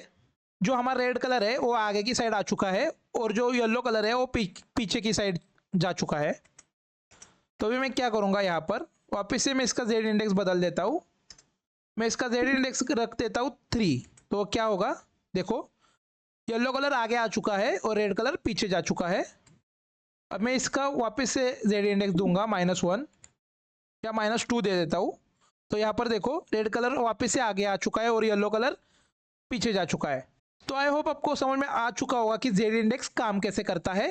तो चलो यहाँ पर देखो हमारा नेक्स्ट टॉपिक है बैकग्राउंड इमेज। तो अभी मैं तुम्हें बताऊंगा कि CSS की मदद से तुम्हारी वेबसाइट के ऊपर इमेज कैसे लगा सकते हो या फिर बैकग्राउंड इमेजेस कैसे लगा सकते हो। तो हमने सबसे पहले HTML के अंदर एंकर टैग की मदद से बैकग्राउंड इमेज कैसे लगाते हैं वो देखा था। अभी हम CSS की मदद से, मतलब सिर्फ CSS के अंदर बैकग्राउंड इमेजेस कैसे लगाते हैं वो देखेंगे। तो मैं सबसे पहले क्या करूँगा, इस CSS को यहाँ से हटा देता हूँ और यहाँ पर सिंपल एक डिव ले लेता हूँ। अभी CSS के अंदर इस डिव को मैं स्टाइल दूंगा, यहाँ पर इसे एक हाइट दूंगा 100 पिक्सल, विड्थ दूंगा 200 पिक्सल, और यहाँ पर हाइट भी मैं 200 कर देता हूँ, 200 पिक्सल। उसके बाद मैं क्या करूँगा, यहाँ पर बॉर्डर दूंगा 2 पिक्सल सॉलिड। उसके बाद मैं इस्तेमाल करूँगा बैकग्राउंड इमेज प्रॉपर्टी। तो चलो बैकग्राउंड इमेज, उसके अंदर मुझे URL देना पड़ता है, तो यहाँ पर मैं URL दूंगा। और अभी यहाँ पर देखो, यहाँ पर मैंने एक इमेज ले ली है goku.png के नाम से। मैंने इमेज डाउनलोड करके मेरे इस HTML फोल्डर के अंदर सिर्फ पेस्ट कर दी है नॉर्मली। तो आई होप आपको वो कैसे करते हैं वो आता होगा। तो इसके अंदर URL के अंदर मैं यहाँ पर कॉलन दूंगा और यहाँ पर लिखूंगा goku.png। तो अभी चलो देखेंगे आउटपुट में क्या आ रहा है। तो अभी देखो यहाँ पर आउटपुट में गोकू का सिर्फ एक बाल आ रहा है, मतलब पूरी इमेज नहीं आ रही है, सिर्फ इतना ही पोर्शन आ रहा है इमेज का। तो अभी इसे फिक्स कैसे करेंगे वो दिखाता हूँ। तो अभी CSS के अंदर और एक प्रॉपर्टी आती है बैकग्राउंड साइज करके। हमें देखो ऑटो का एक ऑप्शन मिल रहा है, कंटेंट का एक ऑप्शन मिल रहा है, कवर का एक ऑप्शन मिल रहा है। तो सबसे पहले बैकग्राउंड को हम कवर करके देखेंगे क्या आउटपुट आता है। तो यहाँ पर देखो जैसे मैंने बैकग्राउंड कवर करा उस टाइम पे देखो इमेज प्रॉपरली दिख रही है। और यहाँ पर और एक ऑप्शन है कंटेंट करके, बैकग्राउंड कंटेंट करके, उस टाइम पे क्या होता है आउटपुट देखेंगे। चलो मैंने बैकग्राउंड की साइज जब कंटेंट रखी तो यहाँ पर देखो मुझे मल्टीपल इमेजेस मिल रही है। हमें ऐसा नहीं चाहिए आउटपुट में, हमें सिंगल इमेज चाहिए। तो यहाँ पर अभी मैं क्या करूँगा, यहाँ पर मैं कवर ही रखूँगा। तो यहाँ पर देखो मुझे इमेज पूरी की पूरी मिल चुकी है, मतलब पूरी इमेज तो नहीं दिख रही वैसी की वैसी, पर यहाँ पर क्या हो रहा है, मतलब जो हमारी हाइट और विड्थ है उसकी वजह से मुझे पूरी इमेज नहीं दिख रही। तो अभी मैं यहाँ पर क्या करूँगा, इसकी हाइट जो है मैं यहाँ पर इसे 800 पिक्सल रखूँगा। तो अभी देखो यहाँ पर मुझे पूरी इमेज मिल जाएगी। अभी देखो मुझे विड्थ नहीं पूरी मिल रही, तो यहाँ पर मैं इस विड्थ को 900 पिक्सल रखूँगा। तो यहाँ पर देखो जितनी मेरी साइज़ है उसके हिसाब से मुझे इमेज बन के मिल रही है। मैं जैसे ही साइज़ बढ़ा रहा हूँ इमेज भी बढ़ रही है, जैसे मैं साइज़ कम कर रहा हूँ इमेज भी छोटी हो रही है। तो आई होप आपको समझ में आ चुका होगा कि बैकग्राउंड इमेज प्रॉपर्टी कैसे काम करती है। तो फिर चलो अभी अपने नेक्स्ट टॉपिक की तरफ बढ़ेंगे जो है हमारा फ्लेक्स बॉक्स। तो एक चीज़ ध्यान में रखना, फ्लेक्स बॉक्स जो होता है वो हमारा अप्लाई होता है हमारे मेन ड्यू के ऊपर। मतलब ये है तुम्हारा एक मेन ड्यू जिससे तुम्हारा एक रेक्टेंगल बना है, उसके अंदर 4 अलग अलग कंपोनेंट है। तो तुम्हारा जो फ्लेक्स बॉक्स जो प्रॉपर्टी होगी वो ये अंदर वाले जो कंपोनेंट है उनके ऊपर नहीं अप्लाई होगी, बल्कि अप्लाई होगी ये जो आउटर जो मेन तुम्हारा डिव है उसके ऊपर। तो फिर चलो अभी इसे कैसे अप्लाई करते हैं वो तो मैं दिखाता हूँ। तो यहाँ पर मैं मेरे HTML के अंदर एक डिव ले लेता हूँ, उसको मैं नाम दूंगा कंटेनर। अभी इसके अंदर M1 नाम से और एक डिव ले लेता हूँ। अभी यहाँ पर M2 नाम से और एक डिव ले लेता हूँ, और एक बार .M3 नाम से और एक डिव ले लेता हूँ। तो चलो यहाँ पर मैं इनलाइन स्टाइलिंग का इस्तेमाल करूँगा। उसके अंदर दूंगा बैकग्राउंड कलर, यहाँ पर मैं रेड दे देता हूँ। इसके बाद वापस से यहाँ पर बैकग्राउंड कलर, यहाँ पर मैं येलो दे देता हूँ, और यहाँ पर मैं वापस से एक बार बैकग्राउंड कलर के अंदर ग्रीन दे देता हूँ। चलो अभी आउटपुट देखेंगे क्या आ रहा है। तो अभी यहाँ पर देखो आउटपुट के अंदर तुम्हें कुछ भी नहीं दिखने वाला। वो क्यों हो रहा है? क्योंकि तुमने तुम्हारे उस कंपोनेंट को, जो भी तुम्हारे डिव्स थे, जो भी कंपोनेंट थे, कुछ स्पेसिफिक हाइट या विड्थ नहीं दी, इसलिए ये सब हो रहा है। तो चलो अभी उन्हें मैं हाइट और विड्थ दे के दिखाता हूँ तुम्हें। तो यहाँ पर मैं स्टाइल शीट के अंदर क्या करूँगा, कंटेनर, और इस कंटेनर को मैं हाइट दूंगा 1000 पिक्सल, विड्थ दे देता हूँ 1000 पिक्सल, बैकग्राउंड कलर दूंगा एंटीक्वेट वाइट। तो भी यहाँ पर देखो ये जो कंटेनर था ये मेरा क्लास एलिमेंट है, इसकी वजह से मैं यहाँ पर डॉट लूंगा, डॉट कंटेनर। तो चलो अभी आउटपुट देखेंगे। तो यहाँ पर देखो ये मेरा मेन डिव बन के हो चुका है। तो अभी मैं तुम्हें इसका वर्किंग स्ट्रक्चर बताता हूँ। ये जो मेन डिव है वो तुम्हें एक डिव देगा पहले, तो यहाँ पर ऐसा, और ये जो बाद में 3 डिव है हमने अलग अलग बनाए हैं वो तुम्हें ऐसे कुछ 3 रेक्टेंगल देंगे। तो चलो अभी इनके लिए स्टाइलिंग बनाते हैं। तो सबसे पहले मैं डॉट M1 करूँगा, इसके अंदर इसे हाइट दूंगा 100 पिक्सल, विड्थ दूंगा 100 पिक्सल, बॉर्डर 2 पिक्सल सॉलिड। तो फिर चलो अभी इसका आउटपुट देखते हैं। तो यहाँ पर देखो मुझे यहाँ पर एक रेड कलर का रेक्टेंगल मिल चुका है। इसी तरह बाकी के भी 3 डिव है, उन्हें हम स्टाइलिंग देंगे। तो यहाँ पर मैं लिखता हूँ M1 हो गया हमारा, यहाँ पर M2 और यहाँ पर M3।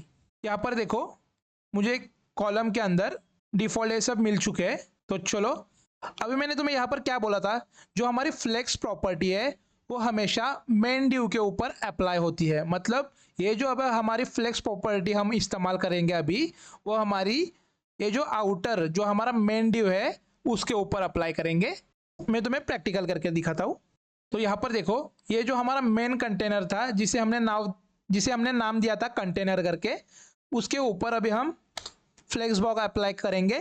तो फ्लेक्स बॉक्स के लिए तुम्हें सबसे पहले डिस्प्ले फ्लेक्स ये लिखना ही पड़ता है, क्योंकि इसके वजह से ही फ्लेक्स बॉक्स अप्लाई होता है। तो यहाँ पर देखो ऑटोमेटिकली हमारे जो 3 डिव्स थे कॉलम से हटके रो में कन्वर्ट हो चुके हैं। वो क्यों हुआ है? क्योंकि फ्लेक्स बॉक्स की डिफ़ॉल्ट प्रॉपर्टी जो होती है वो रो होती है। तो चलो फ्लेक्स बॉक्स की और प्रॉपर्टियाँ देखेंगे, आगे बढ़ेंगे। और तो अभी मैं क्या करूँगा, थोड़ा सा तुम्हें समझने के लिए हर एक डिव के अंदर डिव को नाम दूंगा। पहले डिव को नाम दूंगा बॉक्स 1, दूसरे को दूंगा बॉक्स 2, तीसरे को दूंगा बॉक्स 3। तो यहाँ पर देखो हर एक बॉक्स को अपना नाम मिल चुका है। तो चलो अभी पहली प्रॉपर्टी को इस्तेमाल करेंगे जो है हमारी फ्लेक्स डायरेक्शन, जो होगी हमारी रो। तो यहाँ पर देखो आउटपुट के अंदर फ्लेक्स डायरेक्शन हमने रो रखा था, हमें कुछ भी चेंजेस यहाँ पर नहीं दिख रहे। वो क्यों नहीं दिख रहे? क्योंकि फ्लेक्स की मैंने पहले ही बताया है डिफ़ॉल्ट जो प्रॉपर्टी है वो रो ही रहती है, इसलिए उसके अंदर कुछ भी चेंजेस नहीं हुए। तो चलो आगे देखेंगे। तो यहाँ पर देखो फ्लेक्स डायरेक्शन जो है वो भी रो रिवर्स बता रहे हैं, तो अभी हम उसे इस्तेमाल करेंगे, फ्लेक्स डायरेक्शन रो रिवर्स। तो यहाँ पर देखो जो हमारी रो थी वो पहले यहाँ से स्टार्ट हो रही थी। तो अभी हमने जैसे रो रिवर्स किया उस टाइम पे देखो क्या हुआ, वो इस कॉर्नर पे आ चुकी है। और यहाँ पर देखो हमारी जो बॉक्स की अलाइनमेंट है वो रिवर्स हो चुकी है। मतलब पहले कैसा था, यहाँ पर एक्स बॉक्स दूसरा और यहाँ पर तीसरा, इसको 1 नंबर, इसे 2 और यहाँ पर 3, ऐसा कुछ था। और जैसे हमने रो रिवर्स प्रॉपर्टी अप्लाई की उस टाइम पे देखो ये रिवर्स हो चुके हैं। मतलब जो हमारा 1 नंबर यहाँ पर था वो यहाँ पर आ चुका है, 2 नंबर जो यहाँ पर था वो यहीं पर है और 3 नंबर वो यहाँ पर आ चुका है, मतलब ये रिवर्स हो चुका है ऑर्डर। उसके साथ जो हमारी बॉक्स की पोजीशन थी वो भी चेंज हो चुकी है, सभी के सभी बॉक्स राइट में आ चुके हैं। तो आई होप आपको समझ में आ चुका होगा कि रो रिवर्स कैसे काम करता है। तो चलो अभी आगे देखेंगे। तो हमारी नेक्स्ट प्रॉपर्टी है फ्लेक्स डायरेक्शन कॉलम। तो यहाँ पर देखो हमारी इस फ्लेक्स बॉक्स के अंदर जो इनकी प्रॉपर्टी है वो कॉलम के अंदर कन्वर्ट हो चुकी है। तो ठीक है, फ्लेक्स कॉलम से क्या होता है कि ये जो हमारे डिफॉल्ट प्रॉपर्टी रो थी वो हटके यहाँ पर कॉलम में आ चुकी है, मतलब जो हमारे कंटेनर थे अंदर के अलग अलग ड्यूज थे वो कॉलम में ऑटोमेटिकली कन्वर्ट हो चुके हैं। तो अभी हम देखेंगे फ्लेक्स डायरेक्शन कॉलम रिवर्स। तो चलो यहाँ पर मैं फ्लेक्स डायरेक्शन कॉलम के अंदर रिवर्स कर देता हूँ, तो उससे आउटपुट देखते हैं क्या आता है। यहाँ पर देखो जैसे हमारे रो रिवर्स का आउटपुट था वैसे हमारे कॉलम रिवर्स का भी आउटपुट है। कॉलम के अंदर जो अंदर वाले ड्यूज थे ऑटोमेटिकली नीचे की तरह कन्वर्ट हो चुके हैं। और यहाँ पर देखो उनकी सीक्वेंस जो थी, जो ऊपर के साइड में कैसी सीक्वेंस थी, यहाँ पर कुछ ऐसी सीक्वेंस थी ऊपर के साइड में, यहाँ पर पहला ड्यू, यहाँ पर दूसरा, यहाँ पर तीसरा। और यहाँ पर देखो यहाँ पर ये जो है ये मेरा पहला ड्यू यहाँ पर आ चुका है, यहाँ पर दूसरा और यहाँ पर तीसरा, मतलब उनकी जो पोजीशन थी वो भी रिवर्स हो चुकी है। तो चलो थोड़ा सा जूम करके दिखाता हूँ तो तुम्हें आइडिया आ जाएगा। यहाँ पर देखो जो सबसे ऊपर वाला बॉक्स था हमारा वो सबसे नीचे आ चुका है और उसी तरह उसकी अलाइनमेंट हो चुकी है।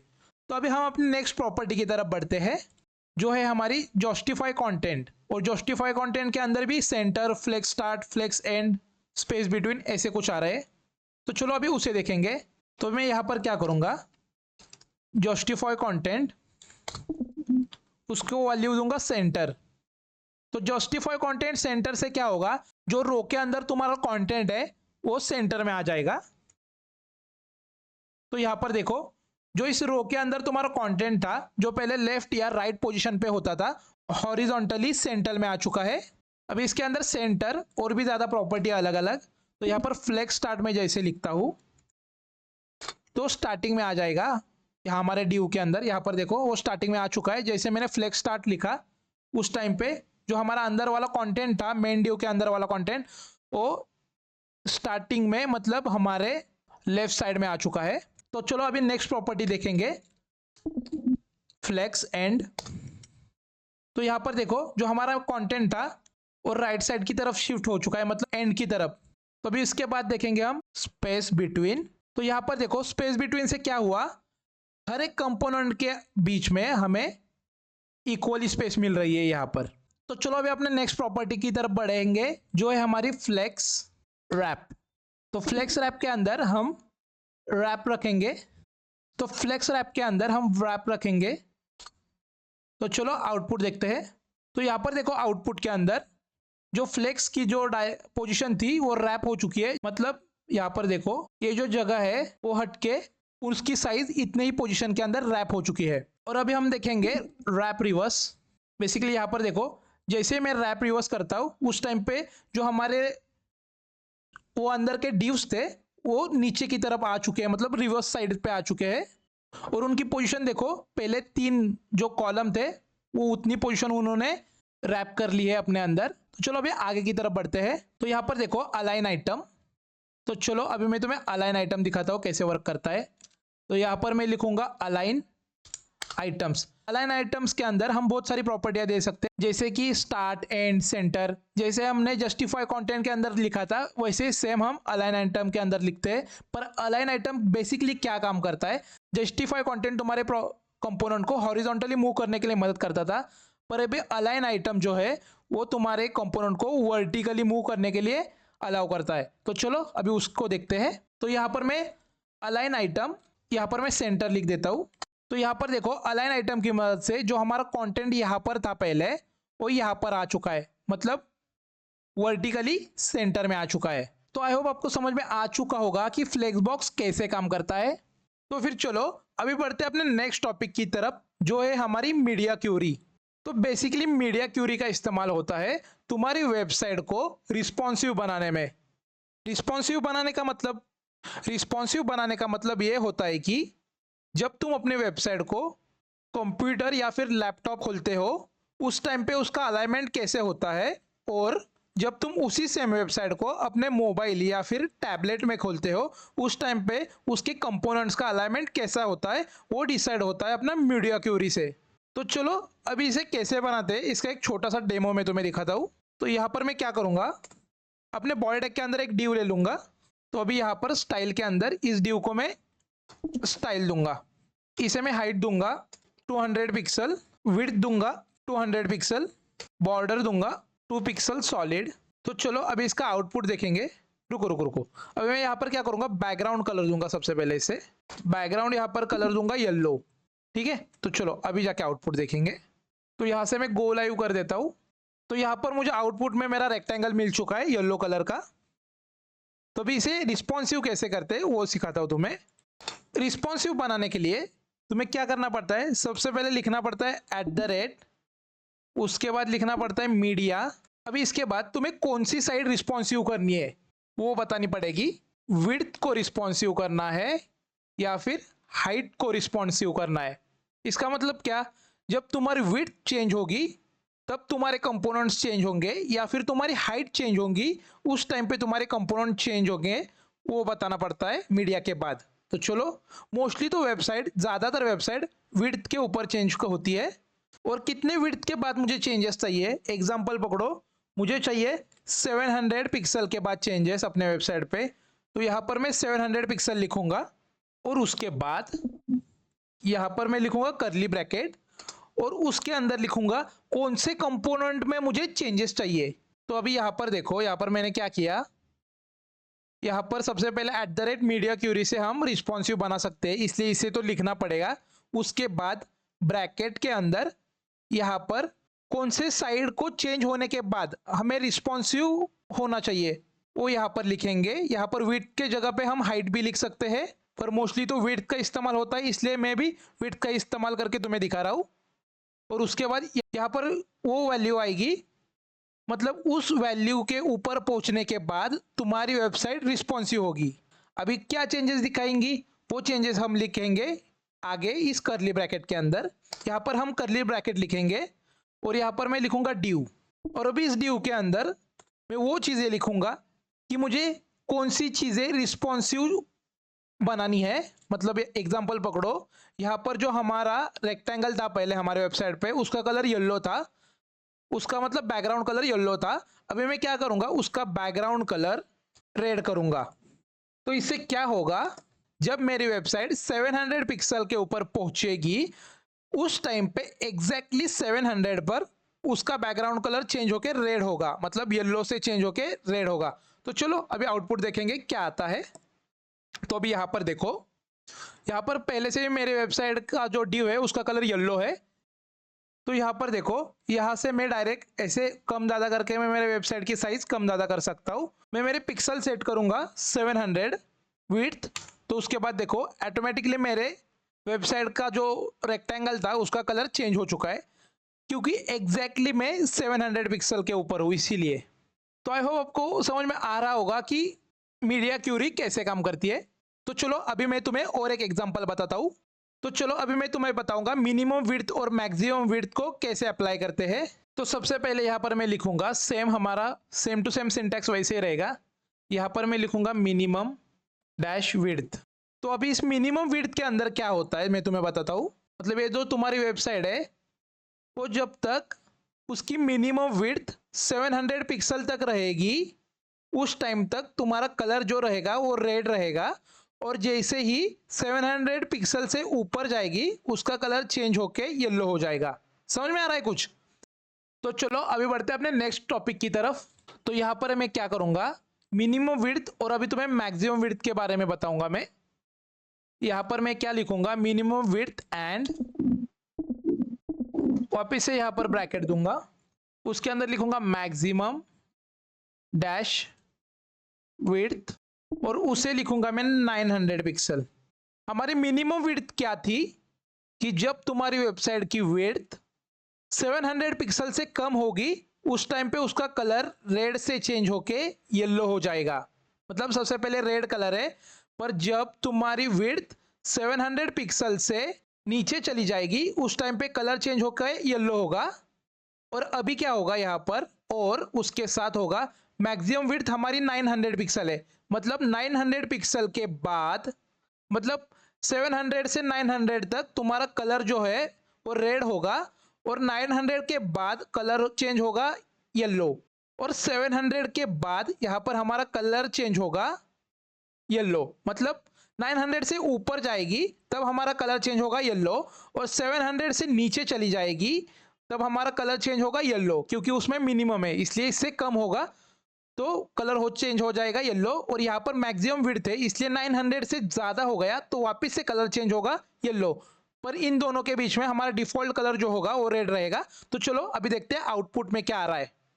तो अभी यहाँ पर देखो डिफॉल्ट हमारा कलर जो आ रहा है वो येलो है, तो मैं क्या करूंगा यहाँ पर राइट क्लिक करके इंस्पेक्ट में चला जाऊंगा, और यहाँ पर देखो अभी तुम ना ध्यान ना एक ही चीज पर देना, हमारी विड्थ पर, मतलब यहाँ पर ध्यान देना। अभी यहाँ पर क्या होगा देखेंगे। अभी देखो जैसे हमारी विड्थ 700 से कम होगी तो यहाँ पर देखो उसका कलर येलो हो चुका है।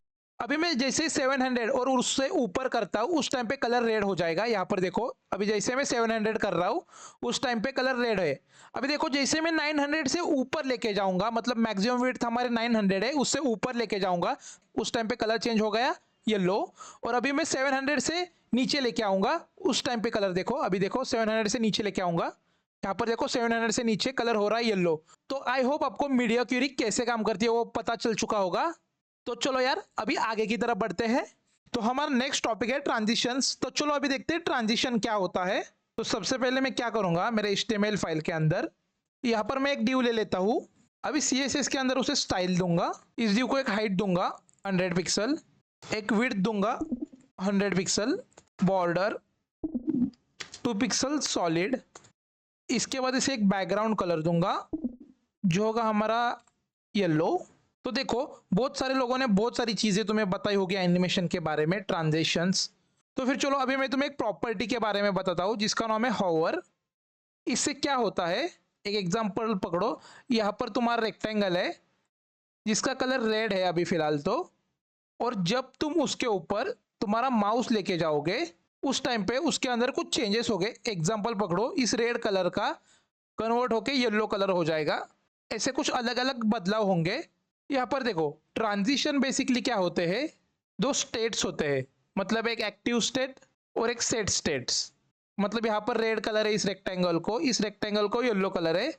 जब तुम यहाँ पर कुछ एक्शन परफॉर्म करोगे उसका कन्वर्जन इसमें होगा, मतलब एक स्टेट से तुम दूसरे स्टेट के ऊपर जब जंप करते हो या फिर जाते हो उस एक्शन को हम कहते हैं ट्रांजिशंस। तो चलो इसे कैसे करते हो तुम्हें सिखाता हूँ, मतलब एग्जांपल देके बताऊंगा तो तुम्हें थोड़ा सा ज्यादा अंदाजा आएगा।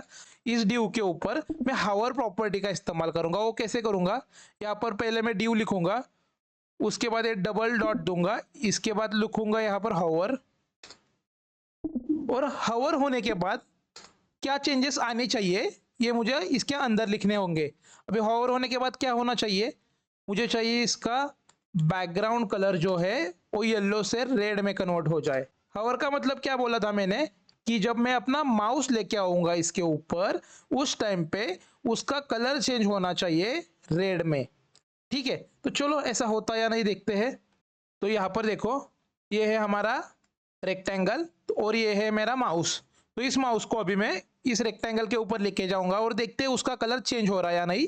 तो ये देखो जैसे मेरा माउस इस रेक्टेंगल के अंदर आ चुका है उस टाइम पे इसका कलर चेंज हो चुका है। अभी तक मैंने प्रेस भी नहीं किया, सिर्फ लेके आया हूँ माउस अपना इसके अंदर, उस टाइम पे इसका जो कलर है वो चेंज हो चुका है।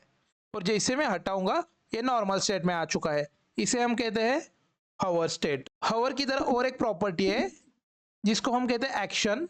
और एक्शन क्या करती है पहले वो मैं तुम्हें बताता हूँ। ये तुम्हारी स्क्रीन है, यहाँ पर तुम्हारा येलो कलर है। जब तुम तुम्हारा माउस इसके अंदर लेके जाके प्रेस करोगे तब तक तुम्हारे रेक्टेंगल का कलर जो है वो चेंज हो जाएगा, और जब तुम प्रेस करना छोड़ दोगे उस टाइम पर तुम्हारा कलर जो होगा वो नॉर्मल स्टेट में आ जाएगा। तो चलो देखते हैं क्या होता है।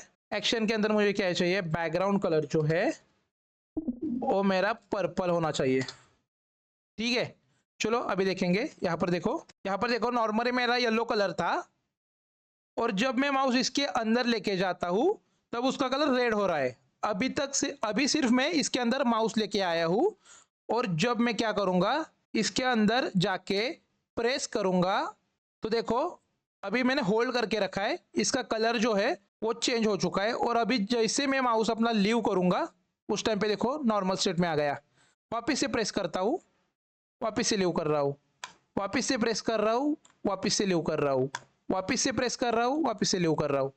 तो आई होप आपको समझ में आ चुका होगा कि हावर और एनी एक्शन प्रॉपर्टी कैसे काम करती है। तो चलो अभी अपने मेन कंटेंट की तरफ बढ़ेंगे। तो हमारा मेन कंटेंट है ट्रांजिशन। तो अभी मैं इसके ऊपर में तुम्हें ट्रांजिशन कैसे अप्लाई होते हैं वो बताता हूँ। तो ट्रांजिशन के अंदर हम देखेंगे अब सबसे पहले ट्रांजिशन ड्यूरेशन। एक एक चीज करके मैं तुम्हें सब कुछ बता दूंगा। ट्रांजिशन ड्यूरेशन, और यहाँ पर मुझे टाइम देना होता है, कितने टाइम के बाद मुझे ट्रांजेक्शन कंप्लीट होना चाहिए। पर मैं एग्जांपल 2 सेकेंड लिखता हूँ, मतलब 2 सेकेंड के अंदर मेरा ट्रांजिशन पूरा हो जाएगा।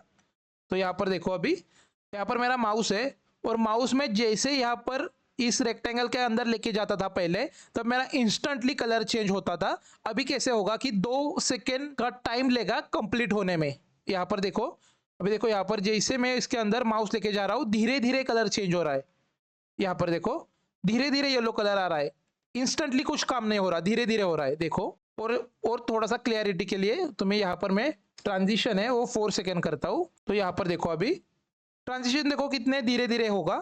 यहाँ पर देखो 4 सेकेंड कंप्लीट होने के बाद उसमें प्रॉपर रेड कलर आया। तो ठीक है, आई होप आपको समझ में आ चुका होगा कि ट्रांजिशन ड्यूरेशन काम कैसे करती है। तो चलो अभी यहाँ पर नेक्स्ट देखेंगे ट्रांजिशन टाइमिंग फंक्शन, ये क्या करता है वो देखेंगे। तो ट्रांजिशन टाइमिंग फंक्शन के अंदर एक वैल्यू देनी पड़ती है हमें।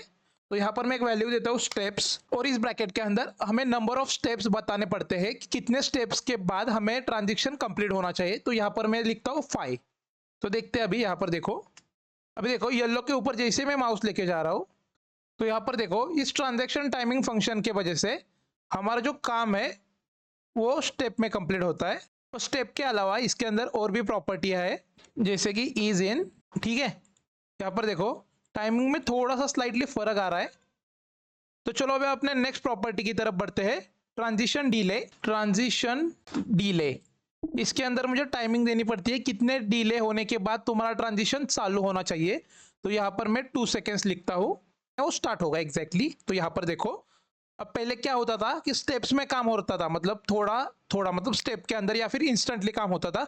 अभी क्या होगा, अभी इंस्टेंटली भी नहीं होगा और थोड़ा थोड़ा भी नहीं होगा। अभी जैसे माउस यहाँ पर मैं लेके आऊंगा तो देखो कुछ चेंज नहीं हो रहा और इंस्टेंटली चेंज हो गया, मतलब 2 सेकेंड के बाद मेरा ट्रांजिशन होना स्टार्ट हो गया और इंस्टेंटली मुझे कलर चेंज करके मिल चुका। तो यहाँ पर देखो जब भी अभी मैं क्लिक कर रहा हूँ, क्लिक कर दिया है मैंने, अभी तक कुछ हुआ नहीं, अभी तक छोड़ा भी नहीं, देखा कितने देर बाद हुआ, मतलब 2 सेकेंड के बाद हुआ कंप्लीट। तो ये है हमारा ट्रांजिशन डिले। तो हमारा लास्ट एक ऑप्शन बचा है, वो है हमारा ट्रांजिशन। और अभी तक हमने जितने भी चीज़ें सीखी है उन्हें कॉम्पैक्ट वे में लिखने का एक तरीका है, जो है हमारा यहाँ पर देखो ट्रांजिशन। यहाँ पर हम सबसे पहले देंगे ड्यूरेशन, मतलब कितने ड्यूरेशन के अंदर, यहाँ पर मैं लिखूंगा 2 सेकेंड्स। उसके बाद लिखूंगा ईज इन, मतलब ट्रांजिशन टाइमिंग फंक्शन कितने देर के अंदर चालू होना चाहिए, मतलब उसकी एनिमेशन की वे क्या होगी वो यहाँ पर सेकेंड नंबर में लिखेंगे। और इसके बाद लिखेंगे हमारे कितना डिले के बाद हमारा ट्रांजिशन चाहिए, तो मुझे यहाँ पर 1 सेकेंड के डिले के बाद चाहिए। तो यहाँ पर देखो देखा 2 स्टेप के बाद मेरा ट्रांजिशन को कंप्लीट होने के लिए कितना टाइम लगा, देखा ईज इन में। अभी देखो यहाँ पर वापस से एक बार दिखाता हूँ, अभी मैंने माउस हटा लिया है तो कितने धीरे धीरे प्रोसेस हो रहा है, मतलब जो भी चीजें हमने सीखी थी उन्हें एक बार में ही अप्लाई करने का सही तरीका है, कॉम्पैक्ट वे में अप्लाई करने का एक ही तरीका है, वो है ट्रांजिशन। और उसके अंदर कुछ इस तरह से हम स्टाइलिंग देंगे। तो फिर चलो बढ़ते हैं अपने नेक्स्ट टॉपिक की तरफ, जो है हमारा ट्रांसफॉर्म। तो चलो ये ट्रांसफॉर्म एग्जैक्टली है क्या वो तुम्हें बताता हूं मैं। तो यहाँ पर देखो ट्रांसफॉर्म के अंदर हमें 3 प्रॉपर्टियां अलग अलग मिलती है, ट्रांसफॉर्म रोटेट, ट्रांसफॉर्म स्केल और ट्रांसफॉर्म स्क्रू। तो चलो एक एक करके सभी को देखेंगे। अभी यहाँ पर ध्यान दो, मैं इसके अंदर ट्रांसफॉर्म, रोटेट और इस ब्रैकेट के अंदर मैं जितने रोटेट मतलब जितनी डिग्री में रोटेट चाहता हूँ अपने कंपोनेंट को वो डिग्री दूंगा। एग्जांपल पकड़ो, यहाँ पर मैं 45 डिग्री देता हूँ, 45 DEG। तो यहाँ पर देखो मतलब जो हमारा रेक्टेंगल है वो 45 डिग्री रोटेट हो चुका है। अभी मैं क्या करूंगा, यहाँ पर मैं इस ड्यू के अंदर कुछ टेक्स्ट लिखूंगा, दिस इज माई ड्यू। ठीक है, तो तुम्हें एक एग्जैक्टली आइडिया आ जाएगा। तो यहाँ पर देखो टेक्स्ट भी रोटेट हो चुका है। तो चलो अभी मैं तुम्हें एक अमेजिंग फीचर बताता हूँ। अभी मैंने क्या किया था, यहाँ पर ये जो ट्रांसफॉर्म करके प्रॉपर्टी है वो मैंने मेरे ड्यू के अंदर लिखी थी, पर वही प्रॉपर्टी अगर मैं अपने हवर के अंदर लिखता तो क्या होता। तो यहाँ पर देखो, जैसे ही मैं अपना माउस इस रेक्टेंगल के ऊपर लेके जाता हूँ तो वो देखो ऑटोमेटिकली उसका कलर भी चेंज हो गया और वो रोटेट भी हो गया 45 डिग्री। नहीं चलो और एक चीज तुम्हें दिखाता हूँ। यहाँ पर अभी मैं इस हॉवर के अंदर ट्रांजिशन दूंगा। सबसे पहले मैं इसका नाम लिखूंगा, ड्यूरेशन कितना चाहिए मुझे, एग्जांपल पकड़ो 2 सेकेंड। इसके बाद ईज इन और डिले नहीं चाहिए, इसलिए डिले के लिए मैं कुछ भी नहीं लिख रहा। तो अभी यहां पर देखो हो रहा है ना ट्रांजिशन स्मूथली। यहां पर देखो जैसे मैं यहां पर माउस लेके आ रहा हूं उस टाइम पे मेरे कलर के ऊपर भी ट्रांजिशन अप्लाई हो रहा है और मेरे जो रोटेट प्रॉपर्टी थी उसके ऊपर भी ट्रांजिशन हो रहा है। ये देखो एग्जांपल यहां पर मैं क्या करूंगा, यहां पर मैं मार्जिन दूंगा, इसे मार्जिन लेफ्ट से देता हूं 200 पिक्सल, फिर यहां पर सेंटर में आ गया। और टॉप से देता हूं मार्जिन, टॉप से देता हूं 200 पिक्सल। तो ठीक है।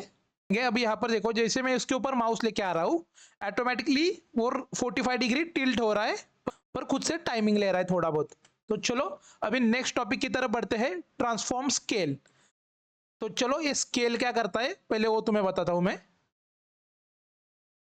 तो इससे मैं कमेंट आउट कर देता हूं सबसे पहले, और ट्रांसफॉर्म प्रॉपर्टी में यहां पर लिखूंगा ऊपर ड्यू के अंदर ट्रांसफॉर्म स्केल। स्केल के अंदर जो भी तुम नंबर दोगे, मतलब 1 2 3 4 इतने जितने भी डिजिट दोगे उतने साइज से वो जो हमारा ड्यू है वो बड़ा होगा। एग्जांपल पकड़ो 1 देता हूं तो उतनी साइज रहेगी हमारे ड्यू की। यहाँ पर देखो नॉर्मली हमारा जितना था ड्यू उतने ही साइज का हो गया। अभी मैं जैसे यहाँ पर 2 लिखता हूं उस टाइम पे 2x से बड़ा होगा। क्या समझे, 2x से मतलब जितना था, एग्जांपल पकड़ो 100 पिक्सल थी उसकी हाइट और विड्थ, अभी 200 पिक्सल होगी ऑटोमेटिकली। जैसे मैं स्केल के ऊपर 2 देता हूं मतलब 2x से वो बड़ा होगा। तो यहाँ पर देखो ऑटोमेटिकली 2x से वो बड़ा हो चुका है हमारा ड्यू। अभी यहाँ पर एग्जांपल पकड़ो मैं 3 देता हूं तो 3x से बड़ा होगा। तो यहाँ पर देखो कितनी साइज बड़ी हो चुकी है। तो अभी मैं क्या करूंगा, यहाँ पर 2 ही लिखता हूं फिलहाल। तो ठीक है चलो। अभी मैं इस सेम प्रॉपर्टी अगर देता मेरे इस हॉवर के अंदर तो क्या होता, हॉवर करते समय मुझे ये ऑटोमेटिकली स्केलिंग बड़ा होते दिखता। तो यहाँ पर देखो जैसे मैं हॉवर कर रहा हूं ऑटोमेटिकली बड़ा हो रहा है, देखा ऑटोमेटिकली 2x हो रहा है। पर थोड़ा सा स्मूथनेस लाने के लिए, मतलब इसमें थोड़ी सी ट्रांजेक्शन लाने के लिए यहाँ पर मैं हमेशा की तरह ट्रांजिशन दूंगा, उसके अंदर ऑल रखूंगा, मतलब सभी कंपोनेंट पर चाहिए। ड्यूरेशन रखूंगा ट्रांजिशन की 2 सेकेंड और इसका एनिमेशन रखूंगा ईज इन, मतलब टाइमिंग रखूंगा इसकी ईज इन। तो चलो अभी देखो, अभी मैं जैसे यहाँ पर माउस लेके जाता हूं देखा धीरे धीरे बढ़ रहा है, और जैसे मैं माउस हटाता हूं वो नॉर्मल जा रहा है। पर यहाँ पर देखो जैसे मैं ईज एनिमेशन दे रहा हूं, मतलब अंदर, मतलब जिस टाइम पे चालू होगा तो कितने धीरे धीरे से और स्मूथली हो रहा है देखो। चलो आई होप आपको समझ में आ चुका होगा रोटेट और स्केल हॉवर के अंदर और नॉर्मली कैसे काम करते हैं। तो चलो अभी नेक्स्ट प्रॉपर्टी देखेंगे हमारी स्क्रू, वो भी सेम हमारी रोटेट जैसी है। तो मैं क्या करूंगा, यहाँ पर इसे कमेंट आउट कर दूंगा और यहाँ से इसे हटाऊंगा। इसके बाद मैं यहाँ पर दूंगा ट्रांसफॉर्म, इसके बाद दूंगा स्क्रू, और यहाँ पर एक एग्जांपल पकड़ो मैं देता हूँ 40 डिग्री। यहाँ पर देखो 45 डिग्री मेरा जो ये था रेक्टेंगल वो टिल्ट हो चुका है, पर मेरे z एक्सिस के ऊपर, मतलब ये मेरा एक x एक्सिस है, ये मेरा y एक्सिस है, और यहाँ पर ऐसा एक z एक्सिस होता है। तो z एक्सिस के अराउंड 45 डिग्री ऐसा टिल्ट हो चुका है। ये हमारा x एक्सिस है, ये हमारा y एक्सिस है, तो ये यहाँ से इतना टिल्ट हो चुका है 45 डिग्री। ठीक है, तो बेसिकली इसका इस्तेमाल 2D या फिर 3D डिजाइन के लिए होता है, वो आगे जाके मैं तुम्हें किसी प्रोजेक्ट में बता दूंगा। तो चलो अभी इसी को हम हवर के अंदर लेके जाके इस्तेमाल करके देखेंगे। तो यहाँ पर देखो, जैसे भी मैं यहाँ पर माउस लेके जाता हूँ, वो देखो अपने 2D प्लेन के अंदर एग्जैक्टली चेंज कर रहा है अपनी साइज। वो देखो यहाँ पर, देखा, मतलब जेड एक्सिस में हमें एक 45 डिग्री या फिर जितना हमें चाहिए उतना मिलेगा स्क्रू। तो चलो बढ़ते हैं अपने लास्ट प्रॉपर्टी की तरफ, जो है हमारा एनिमेशन। तो ये जो हमारा एनिमेशन है वो हमारे ट्रांसफॉर्म और ट्रांजिशन का एक एडवांस वर्जन है। वो कैसे, अभी वो मैं तुम्हें आगे जाके बताता हूँ। तो हमेशा की तरह यहाँ पर मैंने HTML के अंदर एक डिव ले लिया है और यहाँ पर मैं सब कुछ क्लियर कर देता हूँ। तो नॉर्मल डिव दिया है, उसे मैंने एक प्रॉपर्टी दी है हवर, एक एक्शन प्रॉपर्टी दी है जिससे उसका बैकग्राउंड कलर चेंज हो रहा है। तो उसको नॉर्मली हाइट विड्थ बॉर्डर दे दी है। तो फिर चलो अभी मैं तुम्हें एनिमेशन का एक टेम्पलेट बताता हूँ। बेसिकली ना कैसा होता है, एनिमेशन लिखने के लिए एनिमेशन का एक टेम्पलेट होता है, वे उसे कैसे लिखते हैं वो पहले देखते हैं। चलो, तो यहाँ पर मैं @ लिखूंगा, उसके बाद लिखूंगा की फ्रेम। यहाँ पर मैं सब कुछ हटा के रॉ से करके दिखाता हूँ तुम्हें। और यहाँ पर आएगा की फ्रेम के बाद आएगा एनिमेशन का नाम, मतलब जो भी कुछ तुम नाम देना चाहते हो तुम्हारे इस एनिमेशन को, वो यहाँ पर आएगा। एग्जाम्पल में यहाँ पर लिखता हूँ एनीमी, ठीक है, एनीमी। तुम यहाँ पर कुछ भी लिख सकते हो।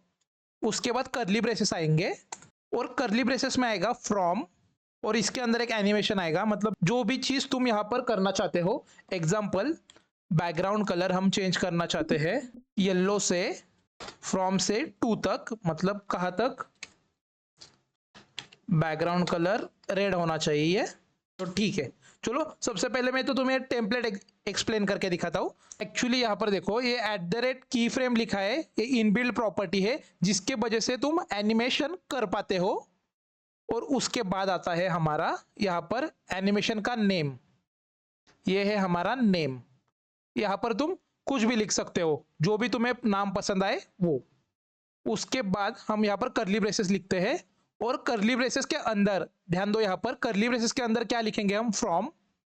ये फ्रॉम वो होता है जहां से मतलब जहां से तुम्हारा एनिमेशन स्टार्ट होता है, ठीक है। फ्रॉम क्या होता है, जहां से तुम्हारा एनिमेशन शुरू होगा।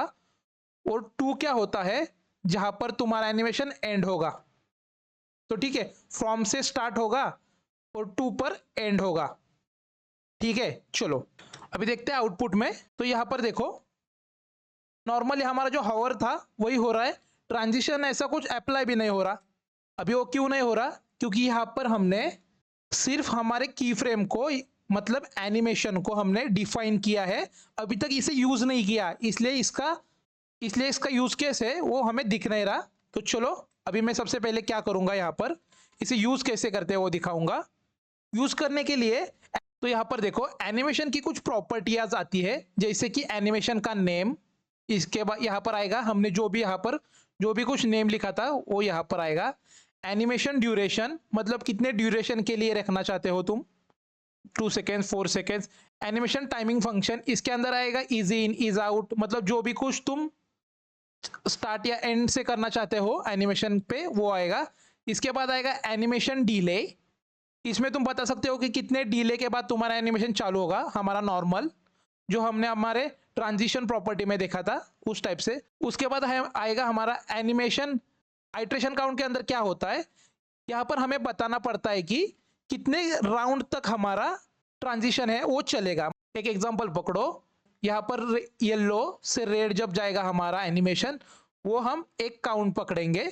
यहाँ पर हम बता सकते हैं कि 4 काउंट, मतलब येलो से रेड, वापिस से येलो से रेड, वापिस से येलो से रेड, वापिस से येलो से रेड, ऐसे 4 बार होगा।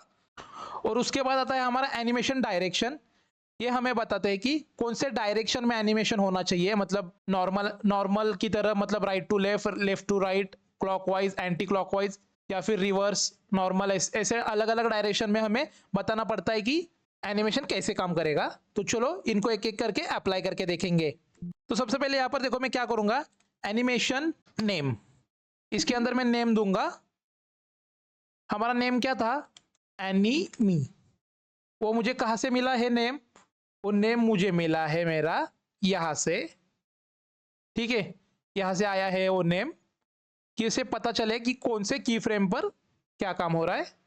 तो चलो, इसके बाद आएगा एनिमेशन ड्यूरेशन। एनिमेशन ड्यूरेशन, हमें ड्यूरेशन चाहिए 2 सेकेंड्स। इसके बाद आएगा एनिमेशन टाइमिंग फंक्शन। यहां पर मैं लिखूंगा इज इन। यहां पर मुझे एनिमेशन डिले नहीं चाहिए। और इसके बाद मैं लिखूंगा एनिमेशन आइट्रेशन काउंट। यहां पर है एनिमेशन आइट्रेशन काउंट। यहाँ पर मैं इन्फानाइट भी दे सकता हूँ, मतलब अनलिमिटेड चले, पर मैं स्पेसिफिक कुछ काउंट भी दे सकता हूँ। एग्जांपल पकड़ो, मैं यहाँ पर 8 काउंट लिखता हूँ, तो ठीक है चलो। और हमारा लास्ट है एनिमेशन डायरेक्शन। एनिमेशन डायरेक्शन, यहाँ पर मुझे बहुत सारे डायरेक्शन मिल रहे हैं, अल्टरनेटिव, रिवर्स, नॉर्मल, इनहेरिट। तो चलो अभी मैं क्या करूंगा, यहाँ पर एनिमेशन डायरेक्शन थोड़ा बाद में देखेंगे, और यहां पर मैं इसे हटा देता हूं। तो चलो ये नॉर्मली सब देखेंगे, पहली चीजें क्या हो रहा है। तो यहां पर देखो, जैसे मैं माउस लेके, अभी देखो यहाँ पर एनिमेशन मेरा ऑटोमेटिकली चल रहा है।